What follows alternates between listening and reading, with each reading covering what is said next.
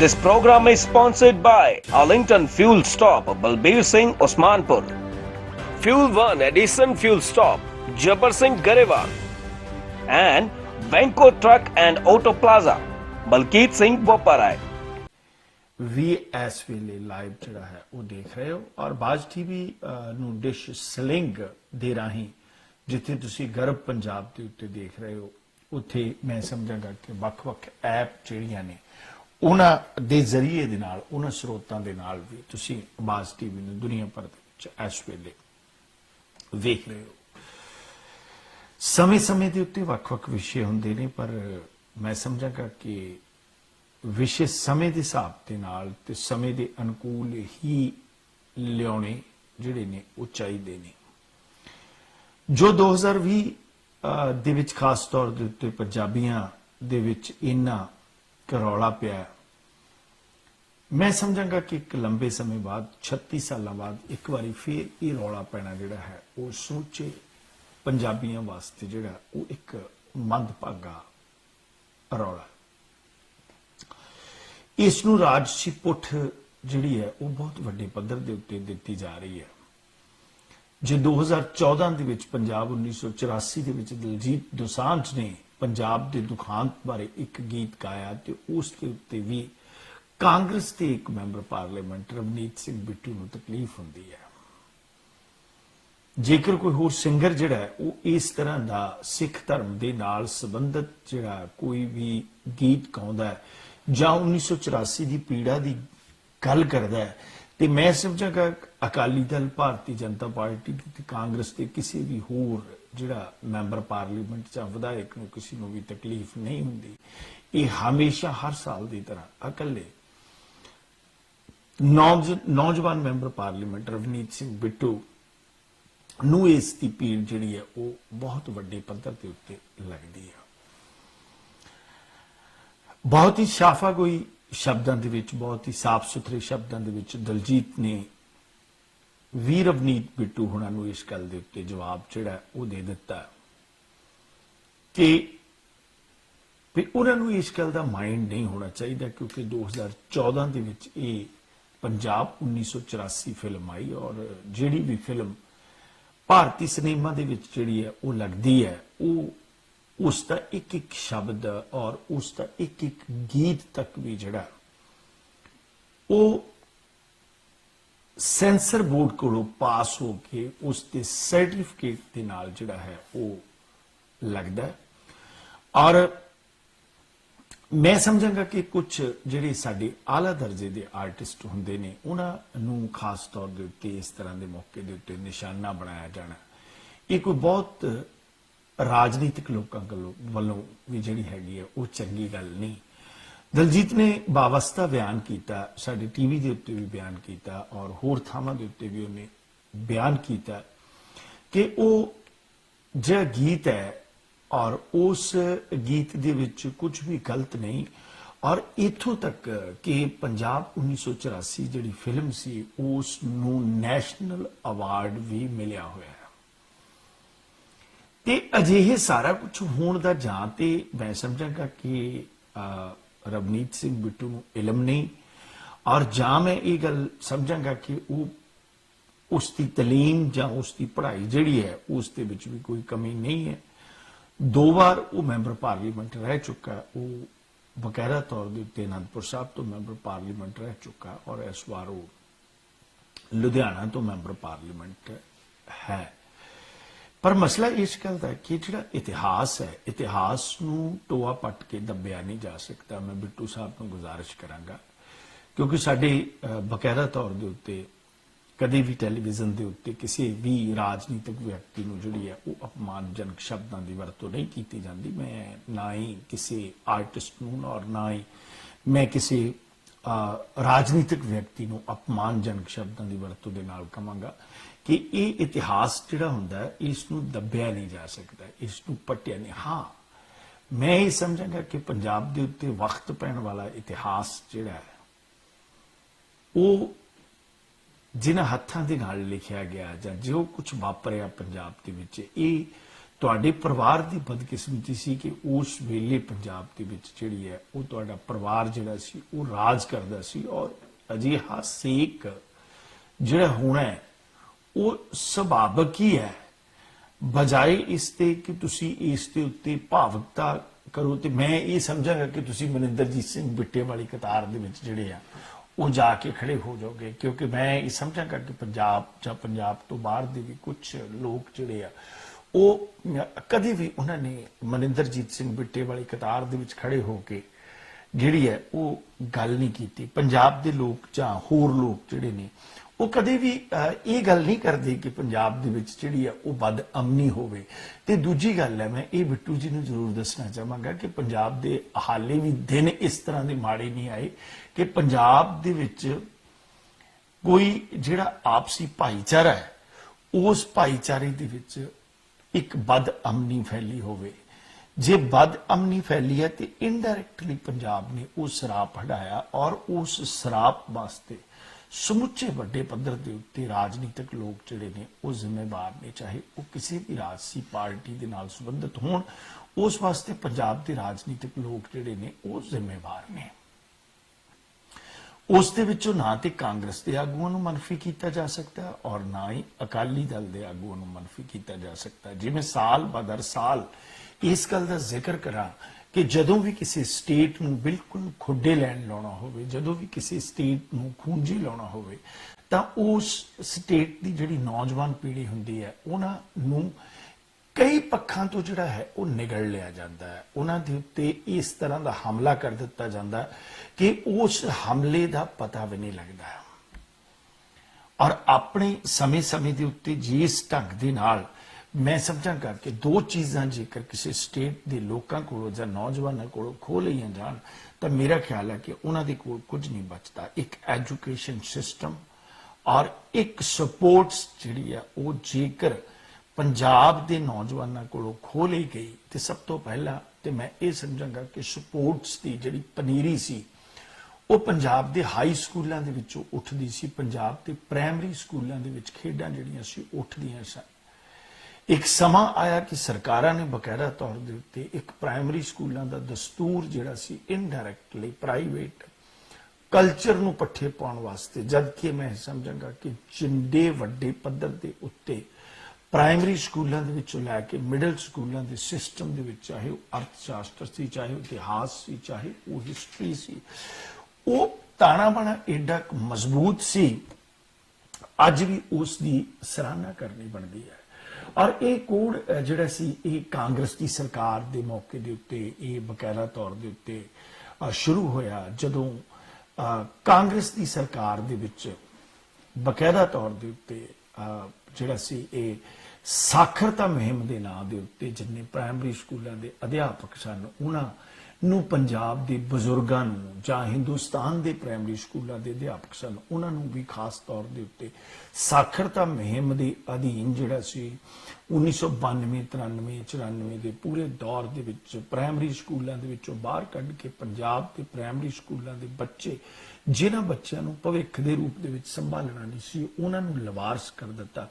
ਤੇ ਜਿਹੜੇ ਬਜ਼ੁਰਗ ਕਬਰਾਂ ਵੱਲ ਨੂੰ ਜਾਣ ਨੂੰ ਤਿਆਰ ਸਨ 80-80 ਸਾਲ ਦੇ, ਇਹ ਪ੍ਰਾਇਮਰੀ ਸਕੂਲਾਂ ਦੇ ਅਧਿਆਪਕ ਜਿਹੜੇ ਸੀ ਉਹਨਾਂ ਨੂੰ ਸਾਖਰ ਬਣਾਉਣ ਵਾਸਤੇ ਪਿੰਡਾਂ ਦੇ ਵਿੱਚ ਜ਼ਿੰਮੇਵਾਰੀਆਂ ਦੇ ਦਿੱਤੀਆਂ ਕਿ ਤੁਸੀਂ ਇਹ ਬਜ਼ੁਰਗਾਂ ਨੂੰ ਪੜ੍ਹਾਓ ਤਾਂ ਜੋ ਕਿ ਅਸੀਂ ਅੰਤਰਰਾਸ਼ਟਰੀ ਪੱਧਰ ਦੇ ਉੱਤੇ ਦਸਤਖਤ ਕਰਨ ਵਾਲੇ ਬੰਦੇ ਨੂੰ ਇਹ ਗਿਣ ਸਕੀਏ ਕਿ ਭਾਰਤ ਦਾ ਹਰ ਇੱਕ ਵਿਅਕਤੀ ਜਿਹੜਾ ਉਹ ਪੜ੍ਹਿਆ ਲਿਖਿਆ ਹੈ। ਉਸ ਦਾ ਕੋਈ ਵੀ ਫਾਇਦਾ ਨਾ ਹੋ ਸਕਿਆ, ਦਸਤਖਤ ਕਰਨ ਦਾ ਕੋਈ ਵੀ ਫਾਇਦਾ ਨਾ ਹੋ ਸਕਿਆ, ਸਿਰਫ ਤੇ ਸਿਰਫ ਕਾਗਜ਼ਾਂ ਦੇ ਵਿੱਚ ਸਰਕਾਰੀ ਗਿਣਤੀ ਦਿਖਾਉਣ ਵਾਸਤੇ। ਔਰ ਅਧਿਆਪਕ ਵਰਗ ਜਿਹੜਾ ਸੀ ਉਹ ਸਕੂਲਾਂ ਨੂੰ ਛੱਡ ਕੇ ਮੈਂ ਸਮਝਾਂਗਾ ਕਿ ਨਾਲ ਦੀ ਨਾਲ ਪ੍ਰਾਪਰਟੀ ਡੀਲਿੰਗ ਦੇ ਕਿੱਤਿਆਂ ਦੇ ਵਿੱਚ ਵੀ ਲੱਗਾ। ਮਾਫ ਕਰਨਾ, ਕਈ ਅਧਿਆਪਕ ਜਿਹੜੇ ਨੇ ਉਹ ਇਸ ਵੇਲੇ ਸੁਣਦੇ ਹੋਣਗੇ, ਉਹਨਾਂ ਨੂੰ ਮੇਰੀ ਇਸ ਗੱਲ ਦੀ ਤਕਲੀਫ ਵੀ ਹੋਏਗੀ, ਕਿਉਂਕਿ ਮੈਂ ਸਮਝਾਂਗਾ ਕਿ ਅਧਿਆਪਕ ਵੀ ਬਕਾਇਦਾ ਤੌਰ ਦੇ ਉੱਤੇ ਇਸ ਚੀਜ਼ ਵਾਸਤੇ ਜਿਹੜੇ ਨੇ ਉਹ ਜ਼ਿੰਮੇਵਾਰ ਨੇ।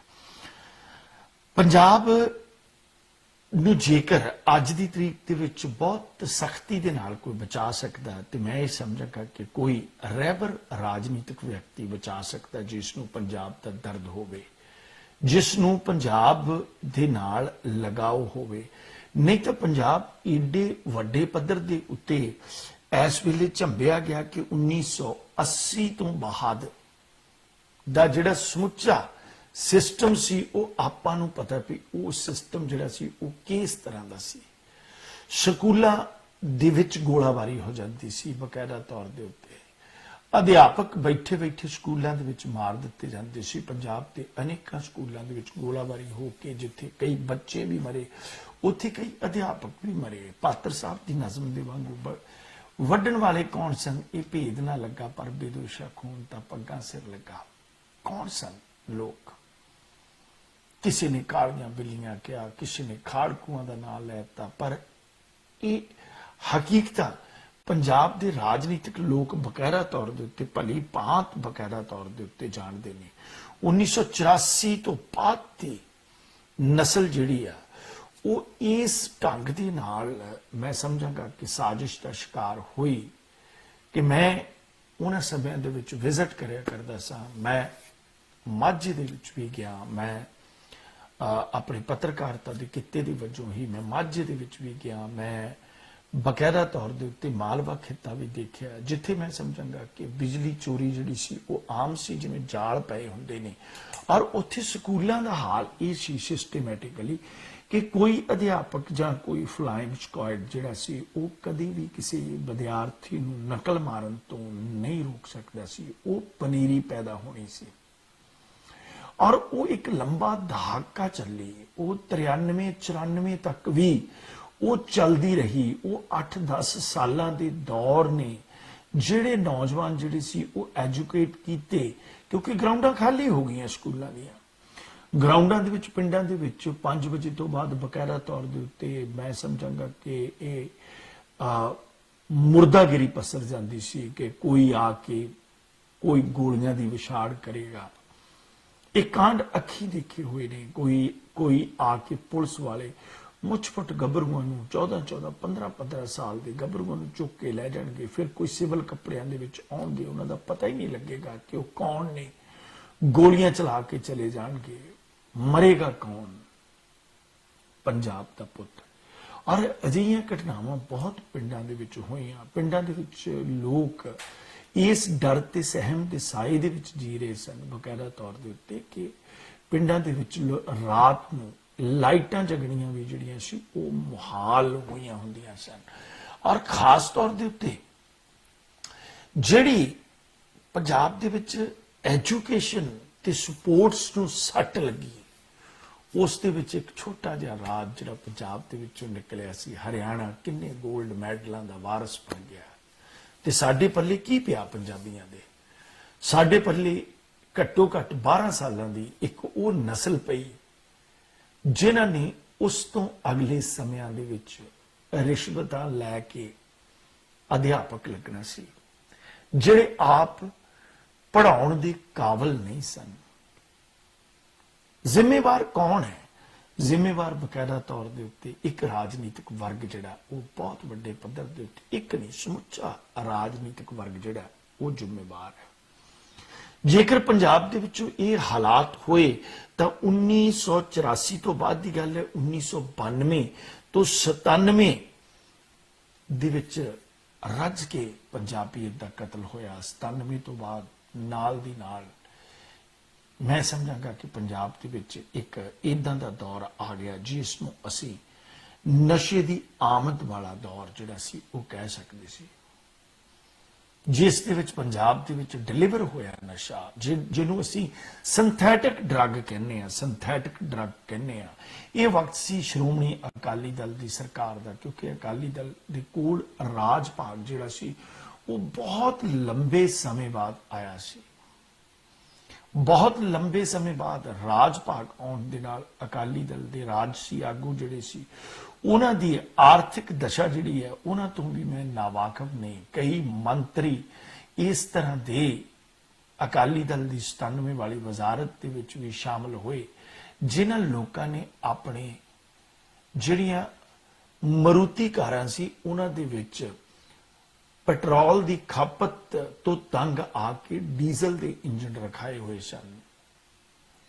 ਅੱਜ ਦੇ ਕਈ ਰਾਜ ਸਭਾ ਮੈਂਬਰਾਂ ਨੂੰ ਮੈਂ ਜਾਣਦਾ ਹਾਂ ਜਿਨ੍ਹਾਂ ਦੀ ਗੱਡੀ ਡੀਜ਼ਲ ਜਿਹੜੀ ਆ ਉਹ ਧੱਕੇ ਨਾਲ ਸਟਾਰਟ ਕਈ ਵਾਰੀ ਕਰਨੀ ਪੈਂਦੀ ਸੀ ਵੀ ਇਹ ਸਟਾਰਟ ਨਹੀਂ ਹੋ ਰਹੀ। ਇਹ ਰਾਜਨੀਤਿਕ ਆਰਥਿਕ ਮੰਦਹਾਲੀ ਦਾ ਇੱਕ ਇਦਾਂ ਦਾ ਦੌਰ ਸੀ ਕਿ ਜਿਸ ਢੰਗ ਨਾਲ ਵੀ ਪੰਜਾਬ ਨੂੰ ਲੁੱਟਿਆ ਜਾ ਸਕਦਾ, ਪੰਜਾਬ ਨੂੰ ਲੁੱਟ ਲਿਆ ਜਾਵੇ, ਜਿਸ ਢੰਗ ਨਾਲ ਵੀ ਪੰਜਾਬ ਨੂੰ ਕੁੱਟਿਆ ਜਾ ਸਕਦਾ, ਇੱਕ ਸੋਨੇ ਦੀ ਖਾਣ ਹੈ, ਇਸ ਦੇ ਵਿੱਚ ਆਮਦ ਕਰ ਲਈ ਜਾਵੇ। ਔਰ 97 ਵਾਲੀ ਬਾਜ਼ਾਰ ਦੇ ਵਿੱਚ ਵੀ ਮੈਂ ਇਹ ਸਮਝਾਂਗਾ ਕਿ ਕਦੇ ਵੀ ਕਾਂਗਰਸੀਆਂ ਤੇ ਅਕਾਲੀਆਂ ਨੇ ਆਪਣੇ ਆਪ ਨੂੰ ਦੋ ਨਹੀਂ ਸਮਝਿਆ। ਜਿੱਥੇ ਵੀ ਕਿਤੇ ਪੰਜਾਬ ਨੂੰ ਲੁੱਟਣ ਦੀ ਵਾਰੀ ਆਈ, ਉੱਤਰ ਕਾਟੂ ਮੈਚ ਨਾ ਦੋਵਾਂ ਹੱਥਾਂ ਦੇ ਨਾਲ ਰਲ ਕੇ ਬਕਾਇਦਾ ਤੌਰ ਤੇ A ਟੀਮ ਬਣ ਕੇ ਔਰ B ਟੀਮ ਬਣ ਕੇ, ਜਿਸ ਦੇ ਅਨੇਕਾਂ ਸਬੂਤ ਜਿਹੜੇ ਨੇ ਉਹ ਅੱਜ ਵੀ ਸਾਨੂੰ ਮਿਲ ਜਾਂਦੇ ਨੇ ਕਿ ਇਹਨਾਂ ਥਾਵਾਂ ਦੇ ਉੱਤੇ ਇਹਨਾਂ ਜਗ੍ਹਾ ਦੇ ਉੱਤੇ ਕਿਹੜੇ ਕਾਂਗਰਸੀ ਤੇ ਕਿਹੜੇ ਅਕਾਲੀ ਮਿੱਤਰਾਂ ਦੀ, ਕਿਉਂਕਿ ਮਸਲਾ ਇਸ ਗੱਲ ਦਾ ਕਿ ਇਹ ਰਿਸ਼ਤੇ ਜਿਹੜੇ ਸੀ ਇਹ ਸ਼ਕੀਰੀਆਂ ਦੀ ਪੰਜੀਰੀ ਦੇ ਵਿੱਚੋਂ ਉੱਗੇ ਹੋਏ ਸਨ, ਇਹ ਸ਼ਕੀਰੀਆਂ ਦੇ ਵਿੱਚੋਂ ਪੁੰਗਰੇ ਹੋਏ ਰਿਸ਼ਤੇ ਸਨ। ਇਹ ਸ਼ਕੀਰੀਆਂ ਤੋਂ ਬਾਹਰ ਨਹੀਂ ਜਾ ਸਕਦੇ। 97 ਤੋਂ ਬਾਅਦ ਡਰੱਗ ਦੇ ਵਿੱਚ ਧੱਕਿਆ ਪੰਜਾਬ ਜਿਹੜਾ ਉਹ ਹੌਲੀ ਹੌਲੀ ਇੱਕ ਐਸੀ, ਮੈਂ ਸਮਝਾਂਗਾ ਕਿ ਬਦਸ਼ਕਲੀ ਵੱਲ ਮੁੜ ਗਿਆ ਕਿ ਜਦੋਂ ਕਦੀ ਇਹ ਕਿਆਸ ਅਰਾਈ ਕੀਤੀ ਜਾਂਦੀ ਸੀ ਕਿ ਪੰਜਾਬ ਦੇ ਵਿੱਚ ਕਿਧਰੇ ਬਿਹਾਰ ਵਰਗਾ ਰਾਜ ਤੇ ਨਹੀਂ ਹੋਣ ਲੱਗਿਆ। ਅੱਜ ਬਿਹਾਰ ਜਿਹੜਾ ਹੈ ਉਹ ਪੂਰੇ ਦਾ ਪੂਰਾ ਡਰਾਈ ਜ਼ੋਨ ਹੈ। ਅੱਜ ਬਿਹਾਰ ਦੇ ਵਿੱਚ ਡਰੱਗ ਜਿਹੜੇ ਨੇ ਉਹ ਬੰਦ ਨੇ। ਬਿਹਾਰ ਦੇ ਵਿੱਚ ਹਾਲਾਤ ਜਿਹੜੇ ਨੇ ਉਹ ਕਦੇ ਉਸ ਤਰ੍ਹਾਂ ਦੇ ਹਾਲਾਤ ਜਿਹੜੇ ਥੋੜੇ ਜਿਹੇ ਸਾਫ਼ ਸੁਥਰੇ ਹੁੰਦੇ ਸਨ ਪੰਜਾਬ ਦੇ ਵਿੱਚ ਉਸ ਵਰਗੇ ਨੇ। ਔਰ ਅੱਜ ਪੰਜਾਬ ਦੇ ਰਾਜਨੀਤਿਕ ਖੇਮਿਆਂ ਦੇ ਵਿੱਚੋਂ ਬਕਾਇਦਾ ਤੌਰ ਦੇ ਉੱਤੇ ਮੈਂ ਸਮਝਾਂਗਾ ਕਿ ਤਲਵਾਰਾਂ ਦੀ ਸ਼ਾਨ ਨਿਕਲ ਗਈ ਹੈ।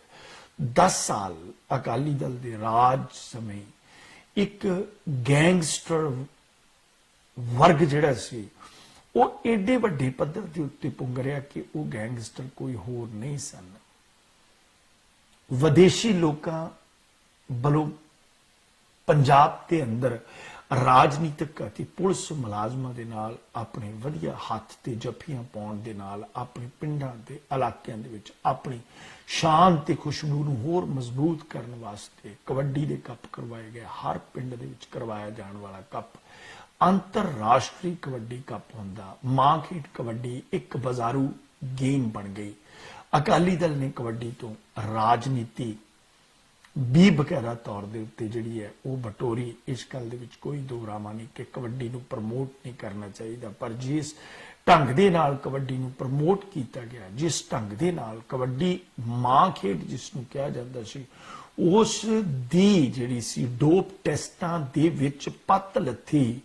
ਮੈਂ ਸਮਝਾਂਗਾ ਕਿ ਮਾਂ ਦੇ ਕੱਪੜੇ ਲਾਉਣੇ ਚਾਹਣ, ਮਾਂ ਦੀ ਵੇਖੋ ਪੁੱਤ ਜਵਾਨ ਹੋਣ ਨਾ ਪੰਜ ਪਾਣੀ ਬਦਨਾਮ। ਪੰਜ ਪਾਣੀ ਬਦਨਾਮ ਕਰਕੇ ਰੱਖ ਦਿੱਤੇ, ਪਾਣੀ ਤੇ ਪੰਜ ਬਚੇ ਨਹੀਂ, ਪਾਣੀ ਤੇ ਬਚੇ ਦੋ ਬਦਨਾਮ ਕਰਕੇ ਰੱਖ ਦਿੱਤੇ। ਇੱਕ ਰਾਜਨੀਤਿਕ ਟਿੱਡੀ ਦਲ ਦਾ ਹਮਲਾ ਪੰਜਾਬ ਦੇ ਉੱਤੇ ਬਹੁਤ ਵੱਡੇ ਪੱਧਰ ਦੇ ਉੱਤੇ ਸੀ। ਸਰਕਾਰਾਂ ਬਦਲੀਆਂ, ਬਕਾਇਦਾ ਤੌਰ ਦੇ ਉੱਤੇ ਇਹ ਕਬੱਡੀ ਦੇ ਜਿਹੜੇ ਖਿਡਾਰੀ ਸੀ ਇਹ ਬਿਲਕੁਲ ਸਧਾਰਨ ਘਰਾਂ ਦੇ ਵਿੱਚੋਂ ਪਿੰਡਾਂ ਦੇ ਜਾਏ, ਪਿੰਡਾਂ ਦੇ ਵਿੱਚ ਮਿਹਨਤਾਂ ਕਰਕੇ ਪੇਂਡੂ ਮੁੰਡੇ ਜਿਹੜੇ ਸੀ ਇਹ ਸਨ। ਜਦੋਂ ਇਹ ਚਕਾਚੌਂਧ ਵਾਲੀ ਜ਼ਿੰਦਗੀ ਦੇ ਵਿੱਚ ਪਏ ਔਰ ਇਸੇ ਢੰਗ ਦੇ ਨਾਲ ਵਿਦੇਸ਼ਾਂ ਤੋਂ ਜਾਂਦੇ ਕਬੱਡੀ ਪ੍ਰਮੋਟਰ ਇਹਨਾਂ ਨੂੰ ਚਕਾਚੌਂਧ ਵਾਲੀ ਜ਼ਿੰਦਗੀ ਦੇ ਵਿੱਚ ਪਾਉਂਦੇ ਗਏ ਔਰ ਬਕਾਇਦਾ ਤੌਰ ਦੇ ਉੱਤੇ ਇਨਡਾਇਰੈਕਟਲੀ ਇਹਨਾਂ ਦੀਆਂ ਰਾਹਾਂ ਤੇ ਇਹਨਾਂ ਦੇ ਰਸਤੇ ਜਿਹੜੇ ਸੀ ਉਹ ਰਾਜਨੀਤਿਕ ਲੋਕਾਂ ਦੇ ਨਾਲ ਆਂਢ ਕਾਂਢ ਸਾਂਢ ਕਰਵਾਉਂਦੇ ਰਹੇ। ਜਿੱਥੋਂ ਉੱਗੇ ਪੰਜਾਬ ਦੇ ਵਿੱਚ ਗੈਂਗਸਟਰ ਗਰੁੱਪ, ਜਿੱਥੋਂ ਸ਼ੁਰੂ ਹੋਈ ਪੰਜਾਬ ਦੇ ਵਿੱਚ ਗੈਂਗਵਾਰ। ਜੇ ਅੱਜ ਦੀ ਤਰੀਕ ਦੇ ਵਿੱਚ ਵੀ ਇਹ ਗੱਲ ਕਰਨੀ ਹੋਵੇ ਤਾਂ ਮੈਂ ਸਮਝਾਂਗਾ ਕਿ ਛੋਟੇ ਜਿਹੇ ਪੰਜਾਬ ਦੇ ਵਿੱਚ ਗੈਂਗਵਾਰ ਨੇ ਕਿੰਨੇ ਨੌਜਵਾਨ ਖਾਦੇ ਨੇ। ਜੇਕਰ ਕਿਤੇ ਉਸ ਚੀਜ਼ ਦਾ 10 ਸਾਲ ਦਾ ਹਿਸਾਬ ਲਾ ਲਿਆ ਜਾਵੇ ਤਾਂ ਉਸ ਦੇ ਵਾਸਤੇ ਬਕਾਇਦਾ ਤੌਰ ਦੇ ਉੱਤੇ ਉਹਨਾਂ ਜਿਹੜੀਆਂ ਜਾਨਾਂ ਨੇ ਉਹਨਾਂ ਦੇ ਵਿੱਚ ਜਾਣ ਦੇ ਵਿੱਚ ਹਿੱਸਾ ਜਿਹੜਾ ਹੈ ਉਹ ਬਾਦਸਤੂਰ ਵਿਦੇਸ਼ੀ ਪ੍ਰਮੋਟਰਾਂ ਦਾ ਵੀ ਹੈ। ਜਦੋਂ ਕਿਤੇ ਡਰੱਗ ਡੀਲਾਂ ਦੀ ਗੱਲ ਹੁੰਦੀ ਤੇ ਡਰੱਗ ਡੀਲਾਂ ਦੇ ਵਿੱਚ ਪ੍ਰਮੋਟਰਾਂ ਦਾ ਨਾਮ ਬੋਲਦਾ, ਵਿਦੇਸ਼ੀ ਪ੍ਰਮੋਟਰਾਂ ਦਾ ਅੱਜ ਵੀ ਨਾਮ ਬੋਲਦਾ, क्योंकि बकायदा तौर ते उत्ते सानू चाहिदियां सन लाल बत्तियां वालियां गड्डियां कि इन्हां दे उत्ते लाल बत्तियां दा परछावां पाउणा चाहुंदे सी। पिंडां दे उन्हां भोले भाले लोकां दे जिन्हां ने चीथां विच दी वेखणीआं सन पुराणे फलाणे दे फलाना विदेश तो आया है, तुहाडी तां परफ्यूम ही बहुत दूर तक भा मार दिंदी सी।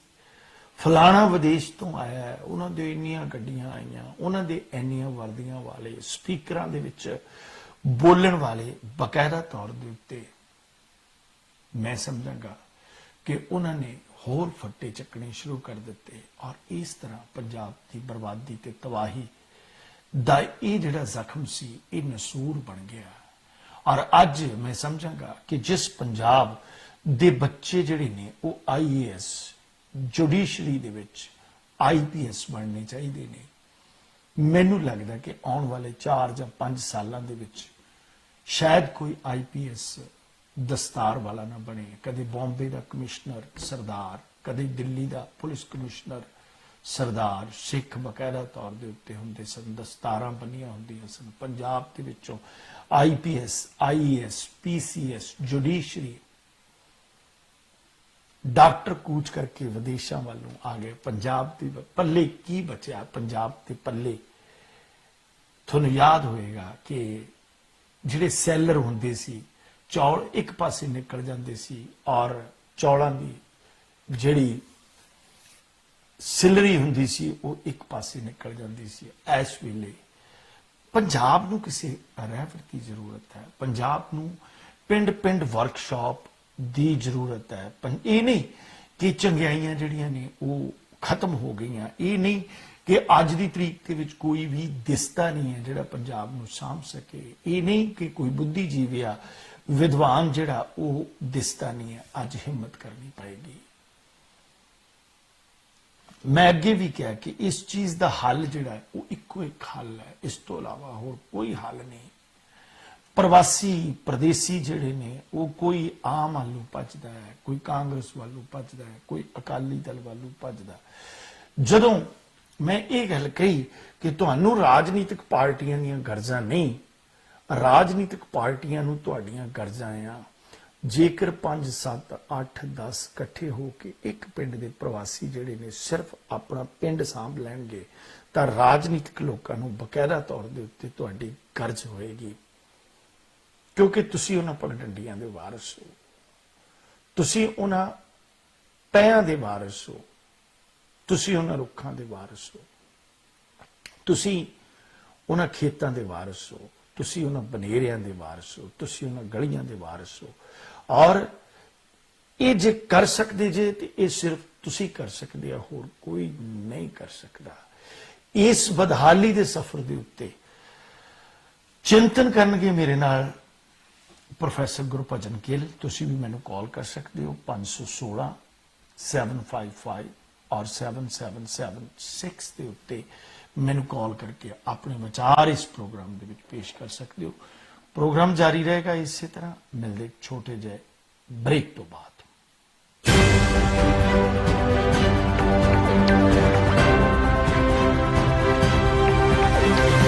This program is sponsored by Arlington Fuel Stop, Balbir Singh, Osmanpur. Fuel 1 Edison Fuel Stop, Jabbar Singh, Garewal. And Venko Truck and Auto Plaza, Balkeet Singh, Boparai. P&J Fuel Wholesaler of gasoline and diesel. We offer retail and wholesale, branded and unbranded fuel, serving New Jersey, New York, Pennsylvania, and Texas. Our services include station rebranding for many major gasoline brands at the most competitive prices. Our portfolio includes Exxon, Mobil, Shell, BP, and many more. To grow your business with us, please call 908-720-3032. P&J Fuel, fuel to take you further. ਜੇਕਰ ਤੁਸੀਂ ਆਪਣੇ ਸੁਪਨਿਆਂ ਦੇ ਘਰ ਦੀ ਤਲਾਸ਼ ਵਿੱਚੋਂ ਤਾਂ ਹੁਣ ਤੁਹਾਨੂੰ ਘਬਰਾਉਣ ਦੀ ਬਿਲਕੁਲ ਲੋੜ ਨਹੀਂ। ਅਸੀਂ ਤੁਹਾਨੂੰ ਨਿਊਯਾਰਕ ਵਿੱਚ ਵਾਜਿਬ ਰੇਟ ਤੇ ਸਾਫ਼ ਸੁਥਰਾ ਘਰ ਬਣਾ ਕੇ ਅਤੇ ਰੈਨੋਵੇਟ ਕਰਕੇ ਦੇਵਾਂਗੇ। ਜੀ ਹਾਂ, ਸਾਡੇ ਕੋਲ ਨਿਊਯਾਰਕ ਵਿੱਚ ਕਈ ਘਰ ਬਿਲਕੁਲ ਤਿਆਰ ਪਏ ਨੇ। ਫਿਰ ਦੇਰ ਕਿਸ ਗੱਲ ਦੀ? ਕਾਲ ਕਰਨ ਲਈ ਡਾਇਲ ਕਰੋ 9172250888 ਤੇ। ਅਸ਼ੋਕ ਮਾਹੀ ਜੀ ਤੁਹਾਡੇ ਲਈ ਆਪਣੇ ਘਰ ਦੇ ਸੁਪਨੇ ਨੂੰ ਪੂਰਾ ਕਰਨ ਵਿੱਚ ਤੁਹਾਡੀ ਮਦਦ ਕਰਨਗੇ। ਟਰੱਕ ਡਰਾਈਵਰ ਵੀਰਾਂ ਦੀ ਭਰੋਸੇਮੰਦ ਅਰਲਿੰਗਟਨ ਫਿਊਲ ਸਟਾਪ ਇੰਟਰਸਟੇਟ 5 ਦੇ ਐਗਜ਼ਿਟ 208 ਅਰਲਿੰਗਟਨ ਵਾਸ਼ਿੰਗਟਨ ਸਟੇਟ ਅਤੇ ਕੈਲੀਫੋਰਨੀਆ ਵਿੱਚ ਲਾਸਟ ਹਿਲ ਟਰੈਵਲ ਸੈਂਟਰ ਰੂਟ 46 ਅਤੇ I-5 ਅਲੋਮਾ ਸਟਰੀਟ ਉੱਤੇ ਸਸਤਾ ਡੀਜ਼ਲ ਅਤੇ ਭਰੋਸੇਮੰਦ ਸਰਵਿਸ। ਔਖੇ ਸਮੇਂ ਤੇ ਆਪਣੇ ਡਰਾਈਵਰ ਭਰਾਵਾਂ ਦੇ ਨਾਲ ਮਦਦ ਲਈ ਖੜੇ ਹਾਂ। ਹਰ ਵੇਲੇ ਗੁੜ ਦੀ ਬਣਾਈ ਹੋਈ ਤਾਜ਼ੀ ਚਾਹ ਦਾ ਲੰਗਰ। ਵਧੇਰੇ ਜਾਣਕਾਰੀ ਲਈ ਬਲਵੀਰ ਸਿੰਘ ਉਸਮਾਨਪੁਰ ਨੂੰ ਕਾਲ ਕਰੋ। 2201 south union village Bakersfield California ਵਿਖੇ ਪੰਜਾਬੀ ਭਰਾਵਾਂ ਦਾ ਮਨਪਾਉਂਦਾ ਫਿਊਲ ਨੰਬਰ 1 ਸਟਾਪ ਅਤੇ ਯੂਨੀਅਨ ਵਿਲੇਜ ਵੈਰਾਈਟੀ ਅਤੇ ਤਾਜ਼ੇ ਖਾਣੇ ਦਾ ਭੰਡਾਰ, ਜਿੱਥੇ ਟਰੱਕਾਂ ਵਾਲੇ ਵੀਰਾਂ ਨੂੰ ਸਸਤੇ ਰੇਟਾਂ ਤੇ ਡੀਜ਼ਲ ਅਤੇ ਖਾਣ ਪੀਣ ਦੀ ਹਰ ਤਰ੍ਹਾਂ ਦੀ ਸਹੂਲਤ, ਜਿੱਥੇ ਇੰਡੀਅਨ, ਸਪੈਨਿਸ਼ ਤੇ ਵੱਖ-ਵੱਖ ਕਿਸਮਾਂ ਦੇ ਤਾਜ਼ੇ ਫੂਡਸ ਦੀ ਸੁਵਿਧਾ। ਇੱਕ ਵਾਰ ਬ੍ਰੇਕਾਂ ਮਾਰੋ, ਫੇਰ ਬ੍ਰੇਕਾਂ ਆਪਣੇ ਆਪ ਹੀ ਲੱਗਦੀਆਂ ਰਹਿਣਗੀਆਂ। ਸਾਨੂੰ ਅਜ਼ਮਾਓ। ਵਧੇਰੇ ਜਾਣਕਾਰੀ ਲਈ ਸੁੱਖੀ ਘੁੰਮਣ ਤੇ ਜੇ ਘੁੰਮਣ ਨੂੰ ਹੇਠ ਲਿਖੇ ਨੰਬਰਾਂ ਤੇ ਸੰਪਰਕ ਕਰੋ 661 304 7500 661 885 8858। ਸੁਹਾਗ ਜੁਐਲਰਸ ਪੰਜਾਬੀਆਂ ਦਾ ਆਪਣਾ ਜੁਐਲਰੀ ਸਟੋਰ। ਵਿਆਹ ਸ਼ਾਦੀ ਤੇ ਹੋਰ ਮੌਕਿਆਂ ਲਈ ਲੇਟੈਸਟ ਡਿਜ਼ਾਈਨ ਦੇ ਗਹਿਣੇ ਵਾਜਿਬ ਕੀਮਤ ਤੇ ਖਰੀਦਣ ਦੇ ਲਈ Suhag jewellers, Oak Tree Road, Iselin, New Jersey. Call Surinder और अनु at 7322831200 और 7322833600। पंजाबियां दा मन पौंदा store Suhag jewellers 1367 Oak Tree Road, Iselin, New Jersey. S&S brokers incorporation New Jersey ਦੀ ਪੂਰੀ ਤਰ੍ਹਾਂ ਲਾਇਸੈਂਸ ਪ੍ਰਾਪਤ ਕੰਪਨੀ, ਸਮੇਂ ਤੇ ਡਿਲੀਵਰੀ ਲਈ ਵਚਨਬੱਧ। ਕੰਪਨੀ ਦਾ ਤਜਰਬਾ ਕੰਪਨੀ ਨੂੰ ਬਾਕੀਆਂ ਤੋਂ ਅਲੱਗ ਕਰਦਾ ਹੈ। ਗ੍ਰਾਹਕਾਂ ਦੀ ਸਹੂਲਤ ਲਈ ਸ਼ਿਪਿੰਗ ਦਰ ਵਿੱਚ ਭਾਰੀ ਡਿਸਕਾਊਂਟ ਦਿੱਤਾ ਜਾਂਦਾ ਹੈ। ਕੰਪਨੀ ਦਾ ਮਿਸ਼ਨ ਪ੍ਰੀਮੀਅਮ ਟਰਾਂਸਪੋਰਟ ਸੇਵਾਵਾਂ ਪ੍ਰਦਾਨ ਕਰਨਾ। ਵਧੇਰੇ ਜਾਣਕਾਰੀ ਲਈ ਸੰਪਰਕ ਕਰੋ 120 Wood Avenue South, suite 605, Iselin, New Jersey 08830 ਅਤੇ ਕਾਲ ਕਰੋ 201 259 9223। ਨਿਊ ਜਰਸੀ ਅਤੇ ਕੈਲੀਫੋਰਨੀਆ ਦੇ ਪ੍ਰਸਿੱਧ advocate Jaspreet Singh attorney at law, ਜਿਹੜੇ ਕਿ deputation, defence, appeal, family law, bankruptcy ਦੇ ਵਿੱਚ ਮਾਹਰ ਨੇ। ਉਹਨਾਂ ਦੇ ਨਾਲ ਸਿੱਧੀ ਗੱਲਬਾਤ ਲਈ ਤੁਸੀਂ ਹਰ ਵੀਰਵਾਰ ਨੂੰ ਲਾਈਵ ਸ਼ੋਅ ਦੇ ਜ਼ਰੀਏ ਜੁੜ ਸਕਦੇ ਹੋ। ਇਹ ਵੀ ਇੱਕ ਰੱਬ ਦੇ ਬੰਦਿਆਂ ਦਾ ਘਰ ਹੈ, ਜਿੱਥੇ ਸਿਰਫ ਇੱਕ ਧਰਮ ਤੇ ਜਾਤ ਹੈ, ਇਨਸਾਨੀਅਤ, ਜਿੱਥੇ ਕੋਈ ਵੱਡਾ ਤੇ ਛੋਟਾ ਨਹੀਂ, ਜਿੱਥੇ ਖੁਸ਼ੀਆਂ ਇੱਕੋ ਜਿਹੀਆਂ ਵੰਡੀਆਂ ਜਾਂਦੀਆਂ ਨੇ। ਬੌਧਿਕਤਾ ਦਾ ਵਿਕਾਸ ਰੱਬ ਦੇ ਹੱਥ ਹੈ, ਪਰ ਰੱਬ ਦੇ ਜੀਆਂ ਦੀ ਸੰਭਾਲ ਤਾਂ ਬੰਦਾ ਹੀ ਕਰ ਸਕਦਾ ਹੈ। ਅਜਿਹੀ ਇੱਕ ਮਿਸਾਲ ਅਮਰੀਕਾ ਦੇ ਮੈਰੀਲੈਂਡ ਵਿਖੇ centre for social change. Visit और कॉल मोर इन्फॉर्मेशन जैसी सिंह एंड साजिद तरार। ਪੰਜਾਬੀਆਂ ਦੇ ਦਿਲ ਸਟਾਕਟਨ ਵਿਖੇ ਟਰੱਕ ਡਰਾਈਵਰ ਭਰਾਵਾਂ ਲਈ ਸਹੂਲਤਾਂ ਭਰਿਆ ਵੈਨਕੋ ਟਰੱਕ ਐਂਡ ਆਟੋ ਪਲਾਜ਼ਾ, ਜਿੱਥੇ ਟਰੱਕ ਡਰਾਈਵਰ ਵੀਰਾਂ ਲਈ ਸਸਤੇ ਅਤੇ ਭਰੋਸੇਮੰਦ ਰੇਟ ਤੇ ਡੀਜ਼ਲ ਅਤੇ ਹੋਰ ਸਮਾਨ 24 ਘੰਟੇ ਉਪਲਬਧ ਹੈ। ਟਰੱਕਾਂ ਨੂੰ ਪਾਰਕ ਕਰਨ ਤੇ ਡਰਾਈਵਰ ਵੀਰਾਂ ਵਾਸਤੇ ਆਧੁਨਿਕ ਤੇ ਸਾਫ਼ ਸੁਥਰੇ ਸ਼ਾਵਰ, ਖਾਣ ਪੀਣ ਦੇ ਤਾਜ਼ੇ ਫੂਡ ਦੀ ਸੁਵਿਧਾ, ਹਾਈਵੇ ਦੇ ਚਾਰਟਰ ਵੇ ਐਗਜ਼ਿਟ ਦੇ ਐਨ ਉੱਪਰ। ਵਧੇਰੇ ਜਾਣਕਾਰੀ ਲਈ ਮਲਕੀਤ ਸਿੰਘ ਬੋਪਾਰਾਏ ਨੂੰ ਹੇਠ ਲਿਖੇ ਨੰਬਰ ਤੇ ਕਾਲ ਕਰੋ।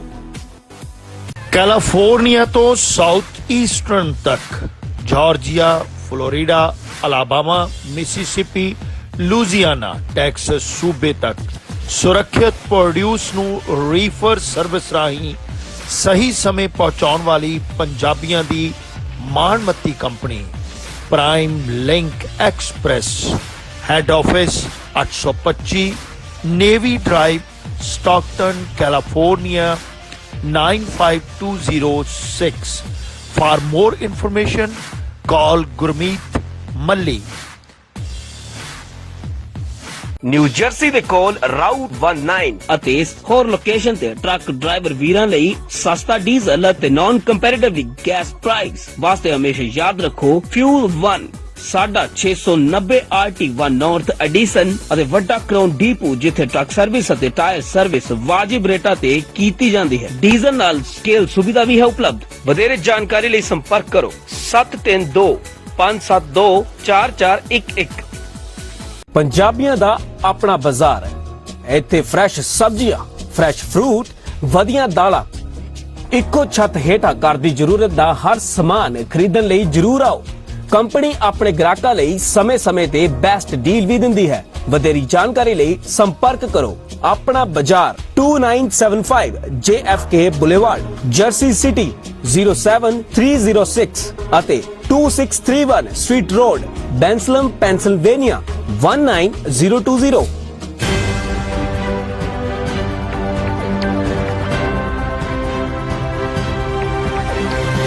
This program is sponsored by Arlington Fuel Stop, Balbir Singh, Osmanpur. Fuel 1 Edison Fuel Stop, Jabbar Singh, Garewal. And Venko Truck and Auto Plaza, Balkeet Singh, Boparai. Subhash ਦੀ ਪ੍ਰਵਾਸ ਦੇ ਨਾਲ ਮੁੜ ਹਾਜ਼ਰ ਹਾਂ ਅਸੀਂ ਤੁਹਾਡੀ ਖਿਦਮਤ ਦੇ ਵਿੱਚ। ਇੰਤਜ਼ਾਰ ਰਹੇਗਾ ਸਕਰੀਨ ਦੇ ਉੱਤੇ ਆ ਰਹੇ ਨੰਬਰਾਂ ਦੇ ਉੱਤੇ ਤੁਹਾਡੇ ਵਿਚਾਰਾਂ ਦਾ ਕਿ ਕੀ ਪੰਜਾਬ ਦੀ ਸਾਰ ਲਈ ਜਾ ਸਕਦੀ ਹੈ। ਜੇ ਸਾਰ ਲਈ ਜਾ ਸਕਦੀ ਹੈ ਤੇ ਕੌਣ ਸਾਰ ਲੈ ਸਕਦਾ, ਕਿਉਂਕਿ ਅਸੀਂ ਬਹੁਤ ਵੱਡੇ ਪੱਧਰ ਦੇ ਉੱਤੇ ਕਈ ਵਾਰੀ ਇਸ ਤਰ੍ਹਾਂ ਦੀਆਂ ਜਿਹੜੀਆਂ ਡਿਸਕਸ਼ਨ ਹੈ ਉਹ ਕੀਤੀਆਂ। ਕਈ ਵਾਰੀ ਇਸ ਤਰ੍ਹਾਂ ਦੇ ਜਿਹੜੇ ਮੰਚ ਦੇ ਉੱਤੇ ਆ ਕੇ ਇਹ ਗੱਲ ਕਰਨ ਦੀ ਕੋਸ਼ਿਸ਼ ਕੀਤੀ ਕਿ ਕੌਣ ਪੰਜਾਬ ਦੀ ਸਾਰ ਲੈ ਸਕਦਾ। ਮੈਂ ਇਹ ਸਮਝਾਂਗਾ ਕਿ ਪੰਜਾਬ ਦੇ ਵਸਨੀਕ ਜਿਹੜੇ ਨੇ ਉਹ ਆਪੋ ਧਾਪੀ ਦੇ ਵਿੱਚ ਪੰਜਾਬ ਦੇ ਵਿੱਚ ਇੱਕ ਬਹੁਤ ਵੱਡੇ ਰਾਜਨੀਤਿਕ ਹਾਲਾਤ ਦੇ ਵਿੱਚ ਜਿਹੜੇ ਨੇ ਉਹ ਸੁੱਟ ਦਿੱਤੇ ਗਏ ਨੇ। ਔਰ ਜਿਹੜਾ ਇੱਕ ਪੰਚਾਇਤੀ ਰਾਜ ਹੁੰਦਾ ਸੀ, ਜਿਹੜਾ ਇੱਕ ਪਿੰਡੂ ਭਾਈਚਾਰਾ ਹੁੰਦਾ ਸੀ, ਉਹ ਬਕਾਇਦਾ ਤੌਰ ਦੇ ਉੱਤੇ ਉਸ ਦਾ ਸਰਬ ਸਤਿਆਨਾਸ਼ ਕਰ ਦਿੱਤਾ ਗਿਆ। ਇਸ ਗੱਲ ਦੇ ਵਿੱਚ ਕੋਈ ਦੋ ਰਾਵਾਂ ਨਹੀਂ। ਪਿੰਡੂ ਭਾਈਚਾਰਾ ਗੁਆਚ ਗਿਆ ਹੈ ਔਰ ਇਸ ਵੇਲੇ ਥੋੜਾ ਜਿਹਾ ਉਹਦੇ ਮੁੜ ਪਰਤਣ ਦੀਆਂ ਜਿਹੜੀਆਂ ਸੀ ਉਹ ਉਮੀਦਾਂ, ਜਿਹੜਾ ਇੱਕ ਕਰੋਨਾ ਵਾਇਰਸ ਸੀ, ਕਰੋਨਾ ਵਾਇਰਸ ਦੇ ਕਰਕੇ ਪੰਜਾਬ ਦੇ ਵਿੱਚ ਪਿੰਡੂ ਭਾਈਚਾਰਾ ਜਿਹੜਾ ਸੀ ਉਹ ਵਾਪਸ ਪਰਤਣ ਦੀਆਂ ਉਮੀਦਾਂ ਜਾਗੀਆਂ ਸਨ ਕਿ ਪੰਜਾਬੀ ਜਿਹੜੇ ਨੇ ਉਹ ਦੁੱਖ ਦੇ ਵੇਲੇ ਦੇ ਵਿੱਚ ਹਰ ਇੱਕ ਨਾਲ ਜਿਹੜੇ ਆ ਉਹ ਖੜੇ ਹੁੰਦੇ ਆ। ਔਰ ਸਾਨੂੰ ਵੀ ਉਮੀਦ ਸੀ ਕਿ ਜਿਹੜਾ ਟੁੱਟਾ ਹੋਇਆ ਤਾਣਾ ਜਾਂ ਉਲਝੀ ਹੋਈ ਤਾਣੀ ਹੈ ਸਮੁੱਚੀ ਪੰਜਾਬੀ ਭਾਈਚਾਰੇ ਦੀ, ਉਹ ਕਿਸੇ ਨਾ ਕਿਸੇ ਢੰਗ ਦੇ ਨਾਲ ਜਿਹੜੀ ਹੈ ਉਹ ਸੁਲਝ ਸਕੇ ਔਰ ਉਹ ਕਿਸੇ ਨਾ ਕਿਸੇ ਢੰਗ ਦੇ ਨਾਲ ਉਹ ਮੁੜ ਜਿਹੜੀ ਹੈ ਉਹ ਜੁੜ ਜਾਵੇ। ਕਿਉਂਕਿ ਰਾਜਨੀਤਿਕ ਚੋਣਾਂ ਜਿਹੜੀਆਂ ਨੇ ਉਹ ਅਸੀਂ ਵੀ ਦੇਖੀਆਂ ਜਨਤਕ ਪੱਧਰ ਦੇ ਉੱਤੇ, ਬਹੁਤ ਵੱਡੇ ਪੱਧਰ ਦੇ ਉੱਤੇ ਚੋਣਾਂ ਦੇ ਵਿੱਚ ਇਹ ਭੂਮਿਕਾਵਾਂ ਰਹੀਆਂ ਪੱਤਰਕਾਰਤਾ ਦੇ ਤੌਰ ਦੇ ਉੱਤੇ। ਪਰ ਜਿਹੜੀ ਰਾਜਨੀਤੀ ਦੀਆਂ ਸਫਾ ਹੁੰਦੀਆਂ ਸਨ ਜਾਂ ਤੇ ਉਹ ਵਿਧਾਨ ਸਭਾ ਦੀਆਂ ਚੋਣਾਂ ਵੇਲੇ ਜ਼ਿਆਦਾਤਰ ਮਤਲਬ ਭਾਰੂ ਹੁੰਦੀਆਂ ਸਨ ਔਰ ਜਾਂ ਮੈਂ ਸਮਝਦਾ ਕਿ ਲੋਕ ਸਭਾ ਦੀਆਂ ਚੋਣਾਂ ਵੇਲੇ ਜਿਹੜੀਆਂ ਸੀ ਉਹ ਰਾਜਨੀਤਿਕ ਸਫਾ ਦੀ ਰਾਜਨੀਤੀ ਜਿਹੜੀ ਹੈ ਉਹ ਜ਼ਿਆਦਾ ਵੱਡੇ ਪੱਧਰ ਦੇ ਉੱਤੇ ਗਰਮਾਉਂਦੀ ਸੀ। ਜਿਹੜਾ ਪਿੰਡੂ ਕਲਚਰ ਸੀ ਜਾਂ ਪੰਚਾਇਤੀ ਰਾਜ ਦੀਆਂ ਚੋਣਾਂ ਸੀ ਉਹ ਕੁਝ ਕੁ ਵੱਡੇ ਪਿੰਡ ਜਿਹੜੇ ਨੇ ਉਹਨਾਂ ਨੂੰ ਛੱਡ ਕੇ ਮੈਂ ਸਮਝਾਂਗਾ ਕਿ ਏਡੇ ਵੱਡੇ ਪੱਧਰ ਦੇ ਉੱਤੇ ਇਹ ਰਾਜਨੀਤਿਕ ਚਾਰਾਜੋਈ ਜਿਹੜੀ ਸੀ ਉਹ ਨਹੀਂ ਸੀ। ਕਿਉਂਕਿ ਜਦੋਂ ਤੱਕ ਪੰਜਾਬ ਦਾ ਪਿੰਡੂ ਭਾਈਚਾਰਾ ਵਾਪਸ ਨਹੀਂ ਆਉਂਦਾ, ਪੰਜਾਬ ਪੈਰਾਂ ਸਿਰ ਨਹੀਂ ਆ ਸਕਦਾ।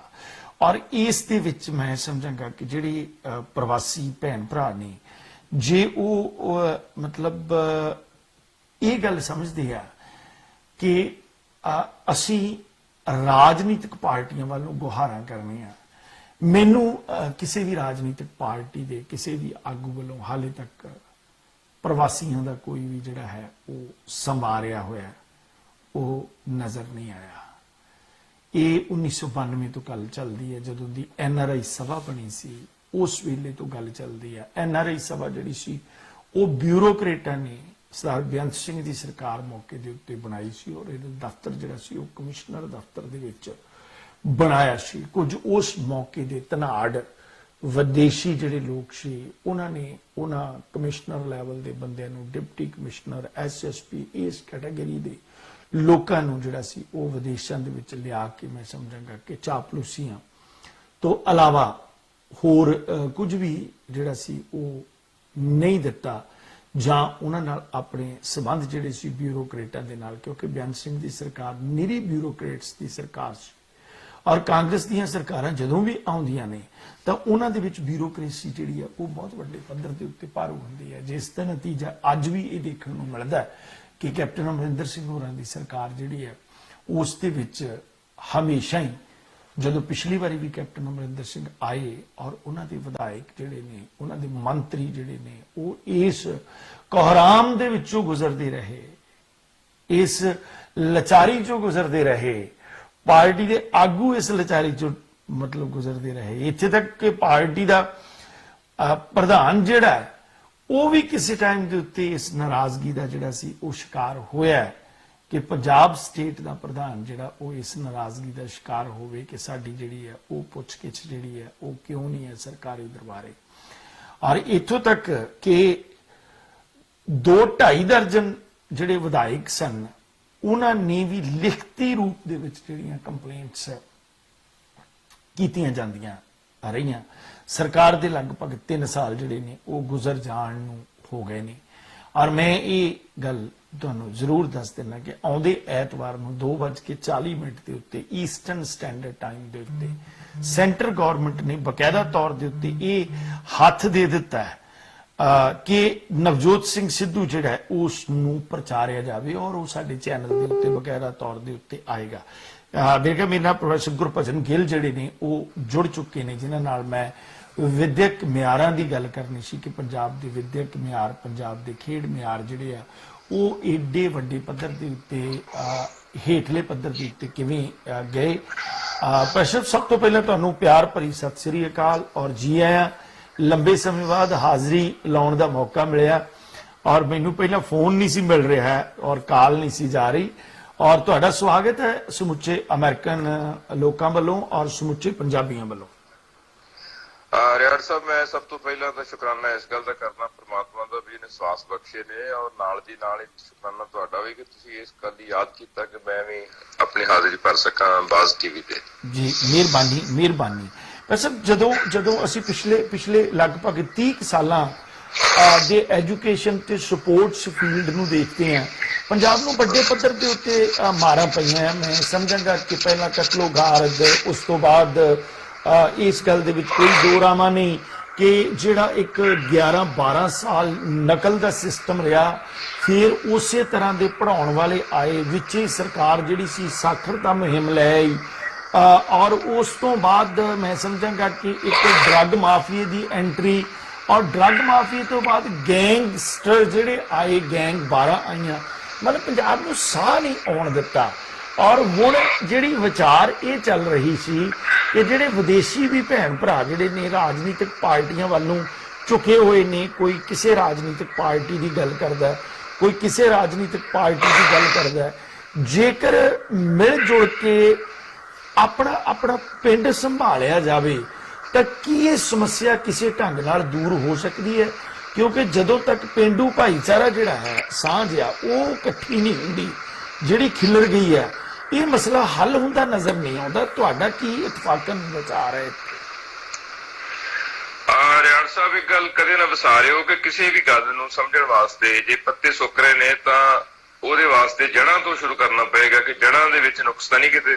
ਜੀ, ਅਸਲ ਦੇ ਵਿੱਚ ਜਦੋਂ ਤੋਂ ਸਿੱਖਿਆ ਤੰਤਰ ਦਾ ਨਿਜ਼ਾਮ ਉਸਾਰਿਆ ਗੋਰਿਆਂ ਨੇ, ਲਾਰਡ ਮੈਕਾਲੇ ਨੇ ਜੀ, ਉਹਨੇ ਸਾਡੇ ਸਿੱਖਿਆ ਤੰਤਰ ਦੇ ਵਿੱਚ ਸਾਡੀਆਂ ਜਿਹੜੀਆਂ ਟ੍ਰੈਡੀਸ਼ਨਲ ਕੁਝ ਰਵਾਇਤੀ ਸਾਡੀਆਂ ਜਿਹੜੀਆਂ ਸੋਚ ਧਾਰਾਵਾਂ ਸੀ ਸਿੱਖਿਆ ਦੇਣ ਦੀਆਂ, ਗੁਰੂਕੁਲ ਪਰੰਪਰਾ ਸੀ ਜਾਂ ਹੋਰ ਡੇਰਿਆਂ 'ਚ ਜਿਹੜੇ ਡੇਰੇ, ਉਹਨਾਂ ਦਿਨਾਂ 'ਚ ਗੁਰਦੁਆਰੇ ਨੂੰ ਡੇਰਾ ਹੀ ਕਿਹਾ ਜਾਂਦਾ ਸੀ, ਇਸ ਕਰਕੇ ਗੁਰੂ ਘਰ ਦੇ ਵਿੱਚ ਜਿਹੜੇ ਸਿੱਖਿਆ ਤੰਤਰ ਦਾ ਇੱਕ ਨਿਜ਼ਾਮ ਸੀ ਜੀ, ਉਹਦੇ ਵਿੱਚ ਆਸਥਾ ਦੇ ਨਾਲ ਨਾਲ ਜਿਹੜੀ ਸਭ ਤੋਂ ਵੱਡੀ ਗੱਲ ਸੀ ਉਹ ਸੀ ਕਮਿਟਮੈਂਟ ਸੀ ਆਪਣੀ ਜ਼ੁਬਾਨ ਲਈ, ਆਪਣੇ ਲੋਕਾਂ ਲਈ, ਆਪਣੇ ਧਰਮ ਲਈ, ਆਪਣੇ ਵਿਸ਼ਵਾਸ ਲਈ, ਆਪਣੀ ਮਿੱਟੀ ਲਈ।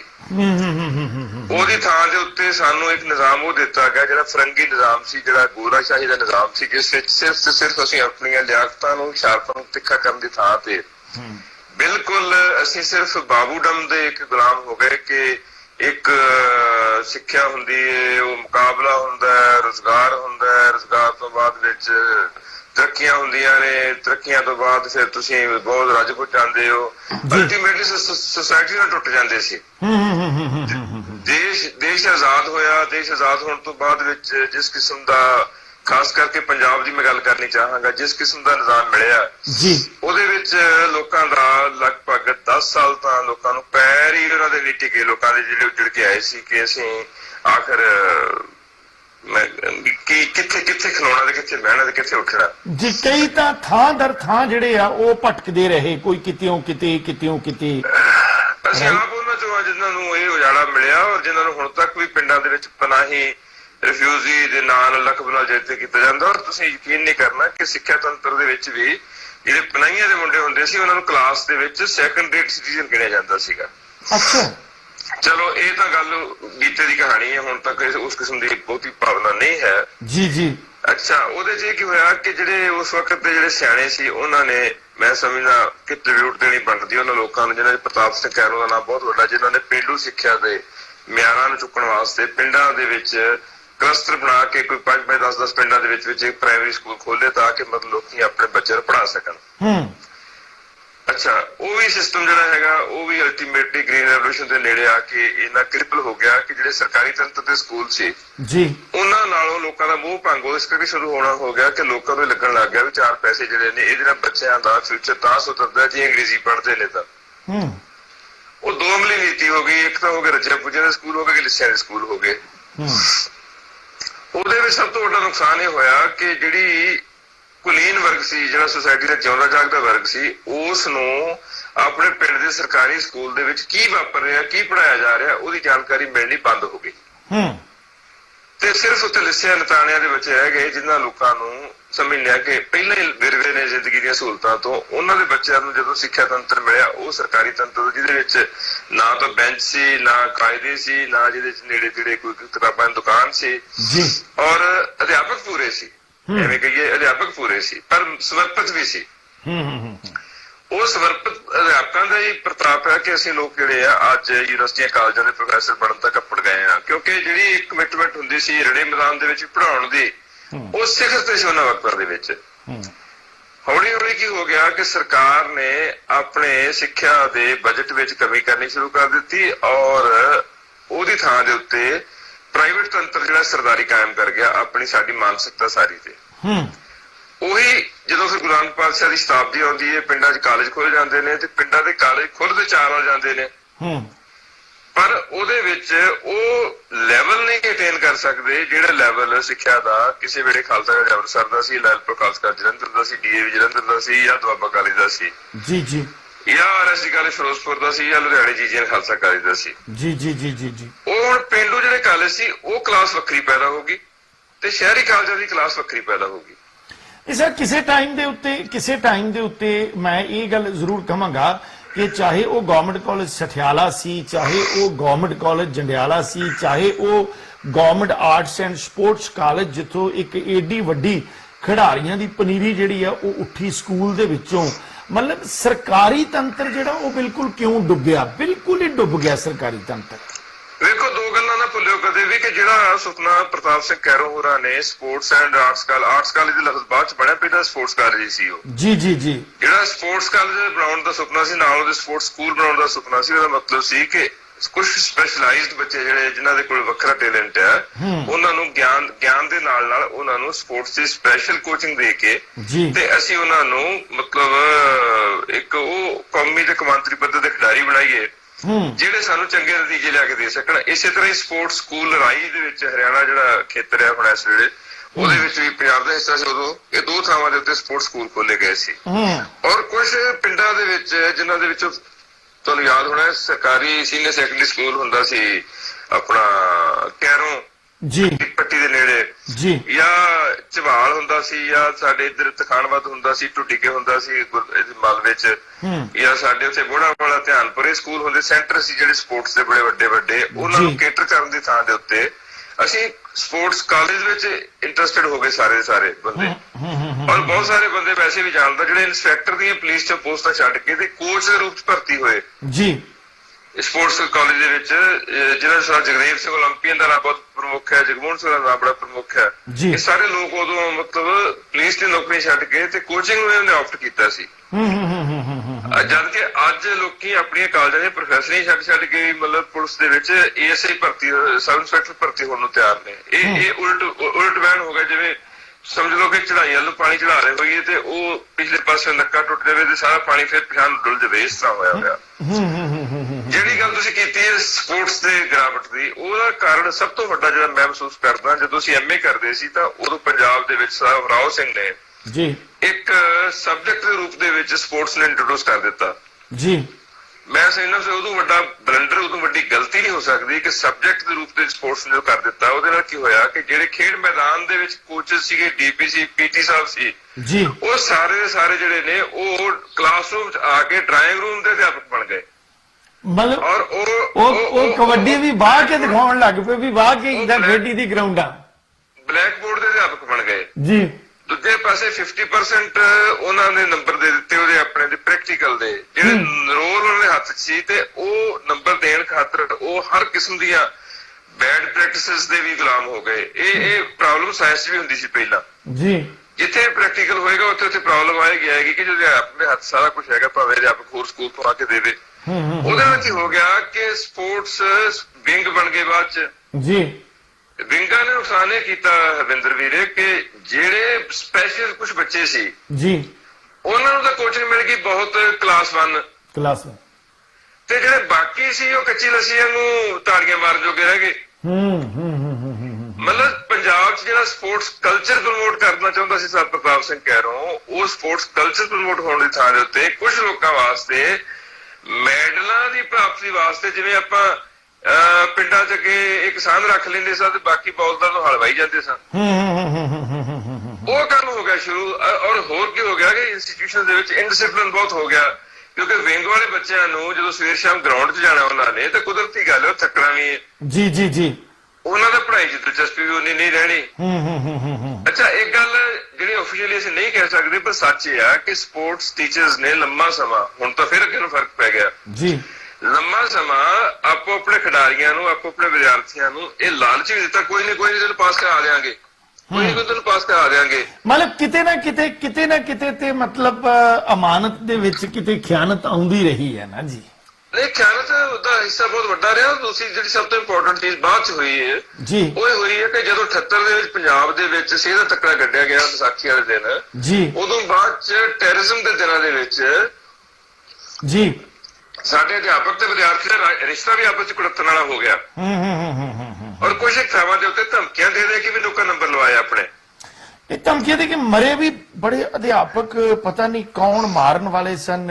ਮਤਲਬ ਦੇਖੋ ਇਹ ਤਾਂ ਪਤਾ ਹੀ ਹੈ ਨਾ ਕਿ ਮਾਰਨ ਵਾਲੇ ਕੌਣ ਸਨ। ਇਹ ਨਾ ਕਿ ਇਹ ਵੀ ਪਤਾ ਨਹੀਂ ਸੀ ਕੌਣ ਸੀ ਮਾਰਨ ਵਾਲੇ, ਪਰ ਦਹਿਸ਼ਤ ਮਾਰਨ ਵਾਲੀ ਸੀ ਉਹ। ਦਹਿਸ਼ਤ ਚਾਹੇ ਪੁਲਿਸ ਵਰਦੀ ਦੀ ਸੀ, ਚਾਹੇ ਉਹ ਚੋੜੇ ਵਾਲਿਆਂ ਦੀ ਸੀ। ਖੌਫ ਦਾ ਮਾਹੌਲ ਜਿਹੜਾ ਉਹ ਸਾਡਾ ਕਾਤਲ ਹੈ, ਬੰਦੇ ਨਹੀਂ ਕਾਤਲ ਸਾਡੇ ਹੈਗੇ। ਉਹ ਮਤਲਬ ਉਹ ਮੈਂ ਹੀ ਸਮਝਾਂਗਾ ਕਿ 12-14 ਸਾਲ ਜਿਹੜੇ ਆ ਉਹ ਬਹੁਤ ਜ਼ਬਰਦਸਤ, ਏਡਾ ਵੱਡਾ ਨੁਕਸਾਨ ਹੋਇਆ, ਉਦੋਂ ਦੇ ਪੈਰਾਂ ਸਿਰ ਨਹੀਂ ਆ ਸਕੇ। ਜਿਹੜੀ ਬੇਭਰੋਸਗੀ ਹੈ ਨਾ, ਉਸ ਮਾਹੌਲ ਦੀ ਸਿਖਰ ਸੀ। ਔਰ ਮੈਂ ਹੈਰਾਨ ਹਾਂ ਇਸ ਗੱਲ ਤੇ ਕਿ ਅਸੀਂ ਇਸ ਗੱਲ ਨੂੰ ਨੰਗੇ ਚਿੱਟੇ ਰੂਪ ਚ ਨਹੀਂ ਕਹਿੰਦੇ ਕਿ ਸਾਡੀ ਵੈਰਨ ਉਸ ਵਕਤ ਦੀ ਬੇਭਰੋਸਗੀ ਹੈ, ਬੰਦੇ ਨਹੀਂ ਹੈਗੇ। ਬੰਦੇ ਤਾਂ ਹਥਿਆਰ ਹੁੰਦੇ ਨੇ ਹਮੇਸ਼ਾ, ਹਰ ਯੁੱਗ ਦੇ ਵਿੱਚ, ਹਰ ਮੌਸਮ ਦੇ ਅਧੀਨ। ਜੀ ਜੀ। ਉਹਦੇ ਨਾਲ ਕੀ ਹੋਇਆ ਕਿ ਜਿਹੜੇ ਕਲਾਸਰੂਮ ਦੀ ਦਹਿਸ਼ਤ ਸੀ ਖਾਸ ਕਰਕੇ ਅਧਿਆਪਕ ਦੇ ਮਨ ਦੀ, ਉਹ ਨਾ ਤਾਂ ਖੇਡ ਮੈਦਾਨ ਦੇ ਵਿੱਚ ਹੀ ਰਿਪੋਰਟ ਦੇ ਸਕੀ, ਨਾ ਹੀ ਸਿੱਖਿਆ ਤੰਤਰ ਦੇ ਸਕੀ। ਰਾਈਟ। ਹੌਲੀ ਹੌਲੀ ਕੀ ਹੋ ਗਿਆ ਕਿ ਉਦੋਂ ਲੋਕਾਂ ਦੀ ਬਾਹਰ ਵੱਲ ਨੂੰ ਭੱਜ ਰੱਠ ਵੱਧ ਗਈ ਕਿ ਬਾਹਰ ਚਲੋ, ਬਾਹਰ ਚਲੋ, ਬਾਹਰ ਚਲੋ। ਮਤਲਬ ਕਿਸੇ ਵੀ ਪਾਸਿਓਂ ਸੀ ਜਾਨ ਬਚਾਉਣ ਦਾ ਮੌਕਾ ਸੀ ਆਮ ਲੋਕਾਂ ਕੋਲ।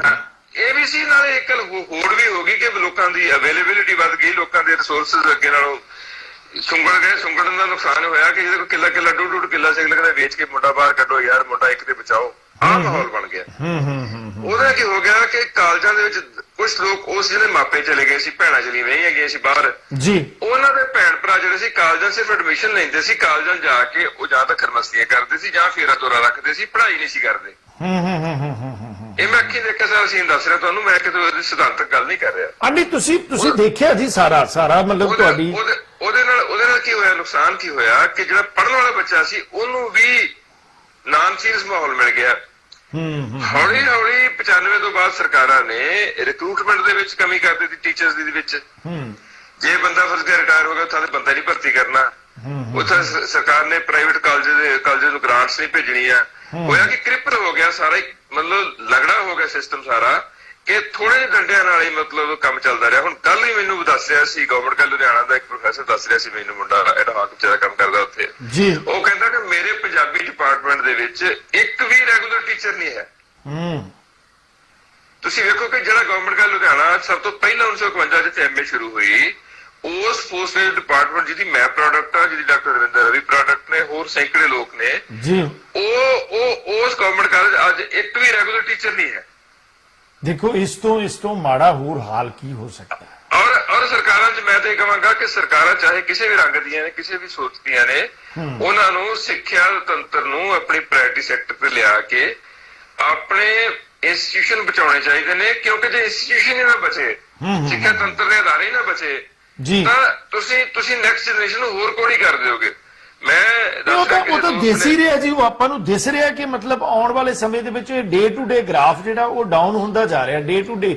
ਹੁਣ ਆਪਣੇ ਕਿੰਨੇ ਕੁ ਅੱਜ ਦੀ ਤਰੀਕ ਦੇ ਵਿੱਚ ਜਿਹੜੇ ਸਾਡੇ ਪੰਜਾਬੀ ਆ, ਉਹ IPS PCS IAS ਜਿਹੜੇ ਨੇ, ਉਹ ਉਹਨਾਂ ਕੰਪੀਟੀਸ਼ਨਾਂ ਦੇ ਵਿੱਚ ਬੈਠਣ ਜਾਂਦੇ ਨੇ। ਆਈਲੈਟਸ ਜਿਹੜੇ ਨੇ ਉਹ ਭਰੇ ਹੋਏ ਨੇ ਜੀ, ਸਭ ਤੋਂ ਸੌਖਾ ਟਿਕਾਣਾ। ਮੈਂ ਜਿਹੜਾ ਇੱਕ ਨਾਰਾ ਸਿੱਖ ਕੌਮ ਨੂੰ ਦਿੱਤਾ ਜਾ ਰਿਹਾ ਨਾ, ਜਿਹੜਾ IPS IAS ਤੇ PCS ਵਾਲਾ ਜਿਹੜਾ ਨਾਰਾ ਦਿੱਤਾ ਜਾ ਰਿਹਾ, ਬੜਾ ਖਤਰਨਾਕ ਨਾਰਾ ਆ। ਇਸ ਤੋਂ ਬਚਣ ਦੀ ਲੋੜ ਹੈ। ਸੁਣੋ ਮੇਰੀ ਗੱਲ, ਤੁਸੀਂ ਇੱਕ IAS ਇੱਕ PCS ਨੂੰ ਤਿਆਰੀ ਕਰਵਾ ਕੇ ਆਪਣੇ ਸਰਕਾਰੀ ਤੰਤਰ ਦੇ ਪੈਸੇ, ਸ਼੍ਰੋਮਣੀ ਕਮੇਟੀ ਦੇ ਪੈਸੇ ਨਾਲ, ਡੇਰਿਆਂ ਦੇ ਪੈਸੇ ਨਾਲ, ਤੁਸੀਂ ਸਮਝ ਲਓ ਇੱਕ ਹੋਰ ਨਵਾਂ ਡਾਕੂ ਤਿਆਰ ਕਰ ਰਹੇ ਆ। ਤੁਸੀਂ ਇਹ ਨਾ ਸੋਚੋ ਕਿ ਸੇਵਾਦਾਰ ਤਿਆਰ ਕਰ ਰਹੇ ਆ। ਤੁਸੀਂ ਇਸ ਕੰਮ ਵਾਸਤੇ ਚੰਗੇ ਅਧਿਆਪਕ, ਚੰਗੇ ਇਕਨੋਮਿਸਟ, ਚੰਗੇ ਸੋਸ਼ੀਓਲੋਜਿਸਟ ਕਿਉਂ ਨਹੀਂ ਤਿਆਰ ਕਰਦੇ ਬਈ? ਚੰਗੇ ਟੀਚਰ ਕਿਉਂ ਨਹੀਂ ਤਿਆਰ ਕਰਦੇ ਉਹਨਾਂ ਪੈਸਿਆਂ ਨਾਲ? ਪ੍ਰੋਫੈਸਰ ਡਾਕੂ ਤੇ ਤਿਆਰ ਹੋਏਗਾ ਹੀ ਨਾ। ਡਾਕੂ ਇੱਥੇ ਵਾਲਾ ਨਹੀਂ ਹੋਏਗਾ ਕੋਈ, ਤਾਂ ਉਹ ਬਿਹਾਰ ਤੋਂ ਆ ਜਾਏਗਾ, UP ਤੋਂ ਆ ਜਾਏਗਾ। ਰਿਆੜ ਸਾਹਿਬ ਅਵਤਾਰ ਸਾਦਕ ਦੀ ਕਵਿਤਾ ਹੈ, ਚਿੱਟਾ ਡਾਕੂ ਕਾਲਾ ਡਾਕੂ ਡਾਕੂ ਹੈ, ਚਿੱਟਾ ਕਾਮਾ ਕਾਲਾ ਕਾਮਾ ਕਾਮਾ ਹੈ। ਨਹੀਂ, ਮੈਂ ਉਹੀ ਗੱਲ ਕਹਿੰਦਾ ਵੀ ਕੋਈ UP ਤੋਂ ਆ ਜਾਏਗਾ, ਫਿਰ ਕੋਈ ਗੁਜਰਾਤ ਤੋਂ ਆ ਜਾਏਗਾ। ਯਾਰ UP ਗੁਜਰਾਤ ਤੋਂ ਜਿਹੜਾ ਆਏਗਾ ਨਾ, ਪੰਜਾਬ ਨੂੰ ਉਹਨਾਂ ਨੇ ਬਹੁਤ ਹੀ ਘੱਟ ਲੁੱਟਿਆ ਤੇ ਕੁੱਟਿਆ, ਜਿੰਨਾ ਸਾਡੇ ਆਪਣੇ ਨੇ ਲੁੱਟਿਆ ਤੇ ਕੁੱਟਿਆ। ਤੁਸੀਂ ਚੰਡੀਗੜ੍ਹ ਸ਼ੁਰੂ ਹੋ ਜਾਓ, ਪਠਾਨਕੋਟ ਤੱਕ ਚਲੇ ਜਾਓ ਜੀ। ਸਰਦਾਰ ਸਾਹਿਬ 35-40 ਕਿਲੋਮੀਟਰ ਜਿਹੜੀ ਫੁੱਟ ਹਿਲਸ ਦੀ ਬੈਲਟ ਆ, 100% ਉਹ ਬਿਊਰੋਕ੍ਰੇਸੀ ਦੇ ਕਬਜ਼ੇ 'ਚ। ਭਲੇਖੇ ਕਿਹੜੇ ਫਿਰਦੇ ਹੋ? ਉਹਨਾਂ 'ਚ ਬਹੁਤ ਸਾਰੇ ਸਾਡੇ 400 300 200 ਏਕੜ ਦੇ ਫਾਰਮ ਜਿਹੜੇ ਨੇ ਸਾਡੇ ਪੱਗਾਂ ਵਾਲੇ ਅਫਸਰਾਂ ਦੇ ਨੇ, ਤੇ ਫਿਰਦੇ ਕਿਹੜੇ ਭਲੇਖੇ 'ਚ? ਇਸ ਕਰਕੇ ਇਹ ਨਾ ਸੋਚੋ। ਉਸ ਡਾਕੂ ਤੰਤਰ ਦਾ ਮੁਕਾਬਲਾ ਕਰਨ ਵਾਸਤੇ ਸਾਨੂੰ ਰੌਸ਼ਨ ਦਿਮਾਗਾਂ ਦੀ ਲੋੜ ਹੈ, ਮੱਥਿਆਂ ਦੀ ਲੋੜ ਹੈ। ਉਹਦੇ ਵਾਸਤੇ ਸਾਡੇ ਕੋਲ ਅੱਜ, ਜੇ ਤੁਸੀਂ ਅੱਖਾਂ ਮੀਟ ਕੇ ਗੱਲ ਕਰਿਓ ਜੀ, ਪੰਜਾਬ ਦੇ ਵਿੱਚੋਂ ਤੁਹਾਨੂੰ ਇਕਨੋਮਿਕਸ ਤੇ ਗੱਲ ਕਰਨ ਵਾਸਤੇ ਜਿੱਦਣ ਸੁੱਚਾ ਸਿੰਘ ਗਿੱਲ ਨਾ ਰਿਹਾ, ਜਿੱਦਣ ਰਣਜੀਤ ਘੁੰਮਣ ਨਾ ਰਿਹਾ, ਜਿੱਦਣ ਬਿਕਰਮ ਸਿੰਘ ਵਿਰਕ ਨਾ ਰਿਹਾ, ਜਿੱਦਣ ਤੁਹਾਡੇ ਕੋਲ ਗਿਆਨ ਸਿੰਘ ਨਾ ਰਿਹਾ, ਤੁਸੀਂ ਗੱਲ ਕਿਹਦੇ ਨਾਲ ਕਰੋਗੇ? ਕਿਹਦੇ ਨਾਲ ਕਰੋਗੇ? ਯੂਨੀਵਰਸਿਟੀਆਂ ਖਾਲੀ ਨੇ, ਯੂਨੀਵਰਸਿਟੀਆਂ ਖਾਲੀ ਨੇ, ਕਿਹਦੇ ਨਾਲ ਗੱਲ ਕਰੋਗੇ? ਇਸੇ ਤਰ੍ਹਾਂ ਪੋਲੀਟੀਕਲ ਐਨਾਲਿਸਟ ਤੁਹਾਡੇ ਕੋਲ ਕੋਈ ਨਹੀਂ। ਰਾਈਟ, ਮਤਲਬ ਗਿਣਤੀ ਦੇ ਬੰਦੇ ਨੇ ਜਿਹੜੇ ਥੱਲੇ ਵਿਛਾ ਲਓ, ਭਾਵੇਂ ਉੱਤੇ ਲੈ ਲਓ। ਕਹਿਣ ਦਾ ਭਾਵ ਇਹ ਆ ਕਿ ਸਾਨੂੰ ਆਪਣੇ ਬੰਜਰ ਹੋ ਰਹੇ ਪੰਜਾਬ ਨੂੰ ਬਚਾਉਣ ਵਾਸਤੇ ਸਿੱਖਿਆ ਦੇ ਉਹ ਸਰਪੱਖੀ ਵਿਕਾਸ ਵਾਸਤੇ ਪ੍ਰਦੇਸੀ ਪੈਸਾ ਵੀ ਜਿਹੜਾ ਹੈਗਾ ਆਉਂਦਾ ਹੈ। ਉਹ ਵੀ ਜਿਹੜੀ ਗੱਲ ਆਖਣੀ ਕਿ ਪਿੰਡ ਆਪੋ ਆਪਣੇ ਸੰਭਾਲ ਲਓ, ਤੇ ਪਿੰਡ ਲੋਕਾਂ ਨੇ ਸੰਭਾਲਣੇ ਨੇ, ਤੇ ਮਾਫ ਕਰਨਾ ਫਿਰ ਹਕੂਮਤਾਂ ਨੇ ਕੀ ਕਰਨਾ? ਤੇ ਹਕੂਮਤਾਂ ਨੇ ਤਾਂ ਜੋ ਹੜ ਆਉਣ ਦੇ ਉੱਤੇ ਕੀਤਾ ਜੀ, ਆਪਾਂ ਨੂੰ ਦਿਸਦਾ ਹੀ ਹੈ ਹਕੂਮਤਾਂ ਨੇ ਕੀ ਕਰਨਾ। ਜਿਹੜੀ ਅੱਜ ਦੀ ਤਰੀਕ ਦੇ ਹਕੂਮਤ ਤੇ ਲਵਾਰਿਸ ਹੋਈ ਫਿਰਦੀ ਹੈ, ਹਕੂਮਤ ਵੀ ਬਿਊਰੋਕਰੇਟਾਂ ਦੇ ਗੋਡੇ ਦੇ ਥੱਲੇ ਹੈ, ਹਕੂਮਤ ਵੀ ਲਵਾਰਿਸ ਹੋਈ ਫਿਰਦੀ ਹੈ। ਬਸ ਮੈਂ ਯਾਰ ਸਾਹਿਬ ਇੰਨਾ ਉਦਾਸ ਨਹੀਂ ਹਾਂ। ਮੈਂ ਕਹਿੰਦਾ ਕਿ ਸਾਨੂੰ ਸਾਰਿਆਂ ਨੂੰ ਹੀ ਘੱਟੋ ਘੱਟ ਉਹ ਸ਼ੀਸ਼ਾ ਨਹੀਂ ਟੁੱਟਣ ਦੇਣਾ ਚਾਹੀਦਾ, ਜਿਹੜਾ ਸ਼ੀਸ਼ਾ ਅਸੀਂ ਵੱਖ-ਵੱਖ ਸਮਿਆਂ ਦੇ ਉੱਤੇ ਬੁੱਧੀਜੀਵੀ ਇੰਟੈਲੈਕਚੁਅਲਸ ਪ੍ਰਦੇਸ਼ਾਂ ਚੋਂ ਆਏ ਲੋਕ ਵੱਖ-ਵੱਖ ਸਮਿਆਂ ਦੀਆਂ ਸਰਕਾਰਾਂ ਨੂੰ ਵਿਖਾਉਂਦੇ ਰਹੇ ਆ, ਉਹ ਸ਼ੀਸ਼ਾ ਨਹੀਂ ਟੁੱਟਣਾ ਚਾਹੀਦਾ। ਅੱਜ ਸ਼ੀਸ਼ਾ ਉਹ ਤਿੜਕ ਰਿਹਾ। ਸਾਨੂੰ ਉਹਨਾਂ ਦੇ ਨਾਲ ਡਾਇਲੌਗ ਕਰਨਾ ਚਾਹੀਦਾ, ਔਰ ਆਪੋ ਆਪਣੀਆਂ ਪਿੰਡੂ ਲੋੜਾਂ 'ਚ ਫਰਜ਼ ਕੀਤਾ। ਮੈਂ ਤੁਹਾਨੂੰ ਮਿਸਾਲ ਦਿੰਦਾ, ਆਸਟ੍ਰੇਲੀਆ 'ਚ ਨੌਜਵਾਨ ਰਹਿੰਦਾ ਜੀ, ਉਸ ਨੌਜਵਾਨ ਗੋਸਲ ਨੇ, ਕੁਲਜੀਤ ਗੋਸਲ ਸਾਡੀ ਯੂਨੀਵਰਸਿਟੀ ਦਾ ਓਲਡ ਸਟੂਡੈਂਟ ਹੈ, ਉਸ ਬੰਦੇ ਨੇ 75 ਲੱਖ ਰੁਪਇਆ ਲਾ ਕੇ ਆਪਣੇ ਪਿੰਡ ਦੇ ਪ੍ਰਾਇਮਰੀ ਸਕੂਲ ਨੂੰ ਨਵੇਂ ਸਿਰੋਂ ਕੰਸਟਰਕਟ ਕੀਤਾ ਜੀ। ਪਰ ਨਾਲ ਸ਼ਰਤ ਇਹ ਰੱਖ ਦਿੱਤੀ ਹੈ ਕਿ ਤੁਸੀਂ ਮੇਰੇ ਪਿੰਡ ਦੇ ਸਕੂਲ ਦੇ ਵਿੱਚ ਅਧਿਆਪਕ ਕਦੇ ਵੀ ਥੁੜਨ ਨਹੀਂ ਦਿਓਗੇ। ਮਤਲਬ ਤੁਸੀਂ ਜਾਂ ਤਾਂ ਸ਼ਰਤਾਂ ਨਾਲ ਕੰਮ ਕਰੋ ਤੇ ਤੁਹਾਡੇ ਸਕੂਲਾਂ ਦਾ ਮਿਆਰ ਆਪਣੇ ਆਪ ਸੁਧਰੇਗਾ। ਰਾਈਟ ਜੇ ਤੁਸੀਂ ਆ ਕੇ ਆਪੇ ਹੀ ਸਾਰਾ ਕੁਝ ਕਰੀ ਜਾਂਦੇ ਹੋ, ਜੰਗਲ ਵਿੱਚ ਮੋਰ ਨਾਚਾ ਕਿਸੇ ਨੇ ਦੇਖਾ, ਜਿੰਨਾ ਪਰਦੇਸੀ ਪੈਸਾ ਪੰਜਾਬ 'ਚ ਲੱਗ ਰਿਹਾ ਉਹਦਾ ਰਿਜ਼ਲਟ ਜਿਹੜਾ ਹੈਗਾ ਤਾਂ ਹੀ ਮਿਲੇਗਾ ਜੇਕਰ ਅਸੀਂ ਸਮੇਂ ਦੀ ਹਕੂਮਤ, ਕਿਉਂਕਿ ਗਵਰਨੈਂਸ ਤਾਂ ਜਿਹੜਾ ਦੇਣੀ ਹੈ ਉਹਨਾਂ ਦੇ ਬਿਨਾਂ ਤਾਂ 2 ਕਦਮ ਨਹੀਂ ਤੁਰ ਸਕਦੇ। ਰਾਈਟ, ਪਰ ਬਿਲਕੁਲ। ਨਾਲ ਦੀ ਨਾਲ ਆਪਣੇ ਉਹਨਾਂ ਪਿੰਡੂ ਬੱਚਿਆਂ ਨੂੰ ਜਿੱਥੇ ਕਿਤੇ ਕਮੀਆਂ ਨੇ, ਅਧਿਆਪਕ ਦੀਆਂ ਕਮੀਆਂ ਨੇ, ਉਹ ਪੂਰੀਆਂ ਕਰਨ ਵਾਸਤੇ ਦੀ ਡਾਇਰੀਜ਼, ਔਰ ਨਾਲ ਦੀ ਨਾਲ ਪਿੰਡ ਦੇ ਵਿੱਚ ਬੇਰੁਜ਼ਗਾਰ ਨੌਜਵਾਨ ਜਿਹੜੇ ਨੇ ਜੀ, ਉਹਨਾਂ ਦੀ ਇੱਕ ਵਰਕਫੋਰਸ ਤਿਆਰ ਕਰਨ ਵਾਸਤੇ ਸਰਕਾਰਾਂ ਨੂੰ ਸੁਜੈਸ਼ਨ ਕਰਨੀ ਚਾਹੀਦੀ, ਜਿਹੜੀ ਮੈਂ ਲਗਾਤਾਰ ਬਾਰ-ਬਾਰ ਕਹਿ ਰਿਹਾ ਕਿ ਜਿਹੜਾ ਬੰਦਾ 31 ਮਾਰਚ ਨੂੰ ਰਿਟਾਇਰ ਹੋ ਗਿਆ ਉਹ ਪਹਿਲੀ ਅਪ੍ਰੈਲ ਵਾਲੇ ਦਿਨ ਕਿੱਦਾਂ ਵੀ ਬਿਲਕੁਲ ਹੀ ਸੁਸਾਇਟੀ ਵਾਸਤੇ ਬਿਲਕੁਲ ਹੀ ਨਿਕੰਮਾ ਹੋ ਗਿਆ। ਵਰਕਫੋਰਸ ਨਹੀਂ ਰਹੀ ਨਾ ਜੀ, ਵਰਕਫੋਰਸ ਨਹੀਂ ਰਹੀ, ਵਰਕਫੋਰਸ ਨੂੰ ਆਰਗੇਨਾਈਜ਼ ਕਰਨ ਦੀ ਲੋੜ ਹੈ ਔਰ ਬਿਨ ਪ੍ਰਖਾਓ ਮੁਰਸ਼ੀ ਲੱਭਦੇ ਨੇ ਤੁਹਾਨੂੰ। ਬਿਲਕੁਲ ਬਿਲਕੁਲ ਬਿਲਕੁਲ। ਭਾਈ ਸਾਹਿਬ ਤੁਹਾਡਾ ਬਹੁਤ ਬਹੁਤ ਸ਼ੁਕਰੀਆ, ਤੁਸੀਂ ਬਹੁਤ ਹੀ ਆਪਣੇ ਕੀਮਤੀ ਵਿਚਾਰ ਜਿਹੜੇ ਨੇ ਅੱਜ ਦੇ ਪ੍ਰੋਗਰਾਮ ਦੇ ਵਿੱਚ ਦਿੱਤੇ ਹੈ। ਮੈਂ ਸਮਝਾਂਗਾ ਕਿ ਜਨਤਕ ਰੂਪ ਦੇ ਵਿੱਚ ਅਸੀਂ ਇਸ ਤਰ੍ਹਾਂ ਦੇ ਪ੍ਰੋਗਰਾਮਾਂ ਨੂੰ ਹੋਰ ਅੱਗੇ ਲਿਆਉਂਦੇ ਰਵਾਂਗੇ ਔਰ ਮੈਂ ਚੰਡੀਗੜ੍ਹ ਸਟਾਫ ਨੂੰ ਰਿਕੁਐਸਟ ਕਰਦਾ ਕਿ ਤੁਹਾਡੇ ਜਿਹੜੇ ਟਾਈਪ ਕੀਤੇ ਹੋਏ ਸ਼ਬਦ ਨੇ ਉਹਨਾਂ ਦੀ ਕੰਪਲੇਂਟ ਆਈ ਹੈ ਕਿ ਵਿੱਚ ਕੋਈ ਨਾ ਕੋਈ ਸ਼ਬਦ ਜਿਹੜੇ ਨੇ ਉਹ ਤੁਸੀਂ ਪ੍ਰੋਪਰ ਢੰਗ ਨਾਲ ਪੰਜਾਬੀ ਚ ਟਾਈਪ ਨਹੀਂ ਕੀਤੇ ਹੋਏ ਔਰ ਹਮੇਸ਼ਾ ਇਹ ਟਾਈਪਿੰਗ ਜਿਹੜੀ ਆ ਇਹ ਰੀਚੈਕ ਕਰਵਾ ਲਿਆ ਕਰੋ ਔਰ ਤਾਂ ਜੋ ਕਿ ਸਹੀ ਜਿਹੜੀ ਹੈ ਸਕਰੋਲ ਤੁਹਾਡੀ ਜਿਹੜੀ ਹੈ ਉਹ ਨਾਲ ਦੀ ਨਾਲ ਚੱਲ ਸਕੇ। ਕੱਲ ਫੇਰ ਮਿਲਾਂਗੇ ਨਵੇਂ ਵਿਸ਼ੇ ਦੇ ਉੱਤੇ ਨਵੀਂ ਚਰਚਾ ਲੈ ਕੇ। ਭਾਈ ਸਾਹਿਬ ਤੁਹਾਡਾ ਬਹੁਤ ਬਹੁਤ ਸ਼ੁਕਰੀਆ ਕਿ ਤੁਸੀਂ ਕੀਮਤੀ ਵਕਤ ਵਿੱਚੋਂ ਮੈਨੂੰ ਸਵੇਰੇ ਸਾਜਰੇ ਜਿਹੜਾ ਆਪਣਾ ਸਮਾਂ ਦਿੱਤਾ। ਤੇਰੇ ਲਈ ਉਮਰ ਹਾਜ਼ਰ ਹੈ, ਪਰ ਸਵਾਲ ਇਹ ਪੈਦਾ ਹੁੰਦਾ ਕਿ ਜਿਹੜੀ ਸਾਬਕਾ ਫੌਜੀਆਂ ਦੀ ਵਰਕਫੋਰਸ ਹੈ ਉਹਨੂੰ ਸਪੋਰਟਸ ਪ੍ਰਮੋਸ਼ਨ ਲਈ ਵਰਤਣ ਦਾ ਵੀ ਸੁਨੇਹਾ ਨਾਲ ਹੀ ਜੋੜ ਲਿਓ, ਕਿਉਂਕਿ ਉਹ ਬਹੁਤ ਵੱਡੀ ਸ਼ਕਤੀ ਹੈ ਜਿਹੜੀ ਅਸੀਂ ਬਿਲਕੁਲ ਅਣਗੌਲੀ ਕੀਤੀ ਹੋਈ ਹੈ। ਰਾਈਟ, ਬਿਲਕੁਲ ਠੀਕ ਹੈ, ਬਿਲਕੁਲ ਠੀਕ ਹੈ, ਬਿਲਕੁਲ ਠੀਕ ਹੈ। ਥੈਂਕ ਯੂ ਭਾਈ ਸਾਹਿਬ, ਬਹੁਤ ਬਹੁਤ ਸ਼ੁਕਰੀਆ। ਕਾਲਰਸ ਸਾਡੇ ਕਾਲ ਕਰ ਰਹੇ ਨੇ ਪਰ ਅਸੀਂ ਹੁਣ ਕਾਲ ਨਹੀਂ ਲਵਾਂਗੇ ਕਿਉਂਕਿ ਅਗਲਾ ਪ੍ਰੋਗਰਾਮ ਸ਼ੁਰੂ ਹੋਣਾ। ਸੋ ਮੈਂ ਬਹੁਤ ਬਹੁਤ ਧੰਨਵਾਦ ਕਰਦਾ, ਬਹੁਤ ਬਹੁਤ ਸ਼ੁਕਰੀਆ। ਸੋ ਦੋਸਤੋ ਕੱਲ ਮਿਲਾਂਗੇ। ਤੁਸੀਂ ਮੈਨੂੰ ਈਮੇਲ ਕਰ ਸਕਦੇ ਹੋ riyad@baztv.com ਦੇ ਉੱਤੇ ਔਰ baztvusa@gmail.com ਦੇ ਉੱਤੇ ਤੁਸੀਂ ਮੈਨੂੰ ਆਪਣਾ ਕੋਈ ਵੀ ਸੰਦੇਸ਼ ਜਿਹੜਾ ਹੈ ਉਹ ਮੈਨੂੰ ਕਰ ਸਕਦੇ ਹੋ ਕਿਉਂਕਿ ਜਦੋਂ ਐਂਡ ਪ੍ਰੋਗਰਾਮ ਦਾ ਹੋ ਜਾਂਦਾ ਹੈ ਫਿਰ ਉਸ ਵੇਲੇ ਮੈਂ ਸਮਝਾਂਗਾ ਕਿ ਕਾਲ ਲੈਣੀਆਂ ਥੋੜੀਆਂ ਮੁਨਾਸਬ ਨਹੀਂ ਹੁੰਦੀਆਂ, ਸਾਡੀ ਮਜਬੂਰੀ ਹੁੰਦੀ ਹੈ। ਕਾਲ ਤੁਸੀਂ ਪਹਿਲਾਂ ਕਰ ਲਿਆ ਕਰੋ, ਜੇ ਕੋਈ ਦਿੱਕਤ ਆਉਂਦੀ ਹੈ ਤੇ ਸਾਨੂੰ ਟੈਕਸਟ ਮੈਸੇਜ ਕਰ ਦਿੱਤਾ ਤੁਸੀਂ ਬਕਾਇਦਾ ਤੌਰ ਦੇ ਉੱਤੇ ਫੇਸਬੁੱਕ ਪੇਜ ਦੇ ਉੱਤੇ ਵੀ ਕਿ ਸਾਡੀ ਕਾਲ ਨਹੀਂ ਮਿਲ ਰਹੀ ਜਾਂ ਕੋਈ ਸਾਨੂੰ ਦਿੱਕਤ ਹੈ। ਸੋ ਬਹੁਤ ਬਹੁਤ ਸ਼ੁਕਰੀਆ, ਬਹੁਤ ਬਹੁਤ ਧੰਨਵਾਦ। ਇਜਾਜ਼ਤ ਦਿਓ, ਰੱਬ ਰੱਖਾ ਤੁਹਾਡਾ ਆਪਣਾ ਨਾਤੀ ਹਰਵਿੰਦਰ ਰਿਆੜ।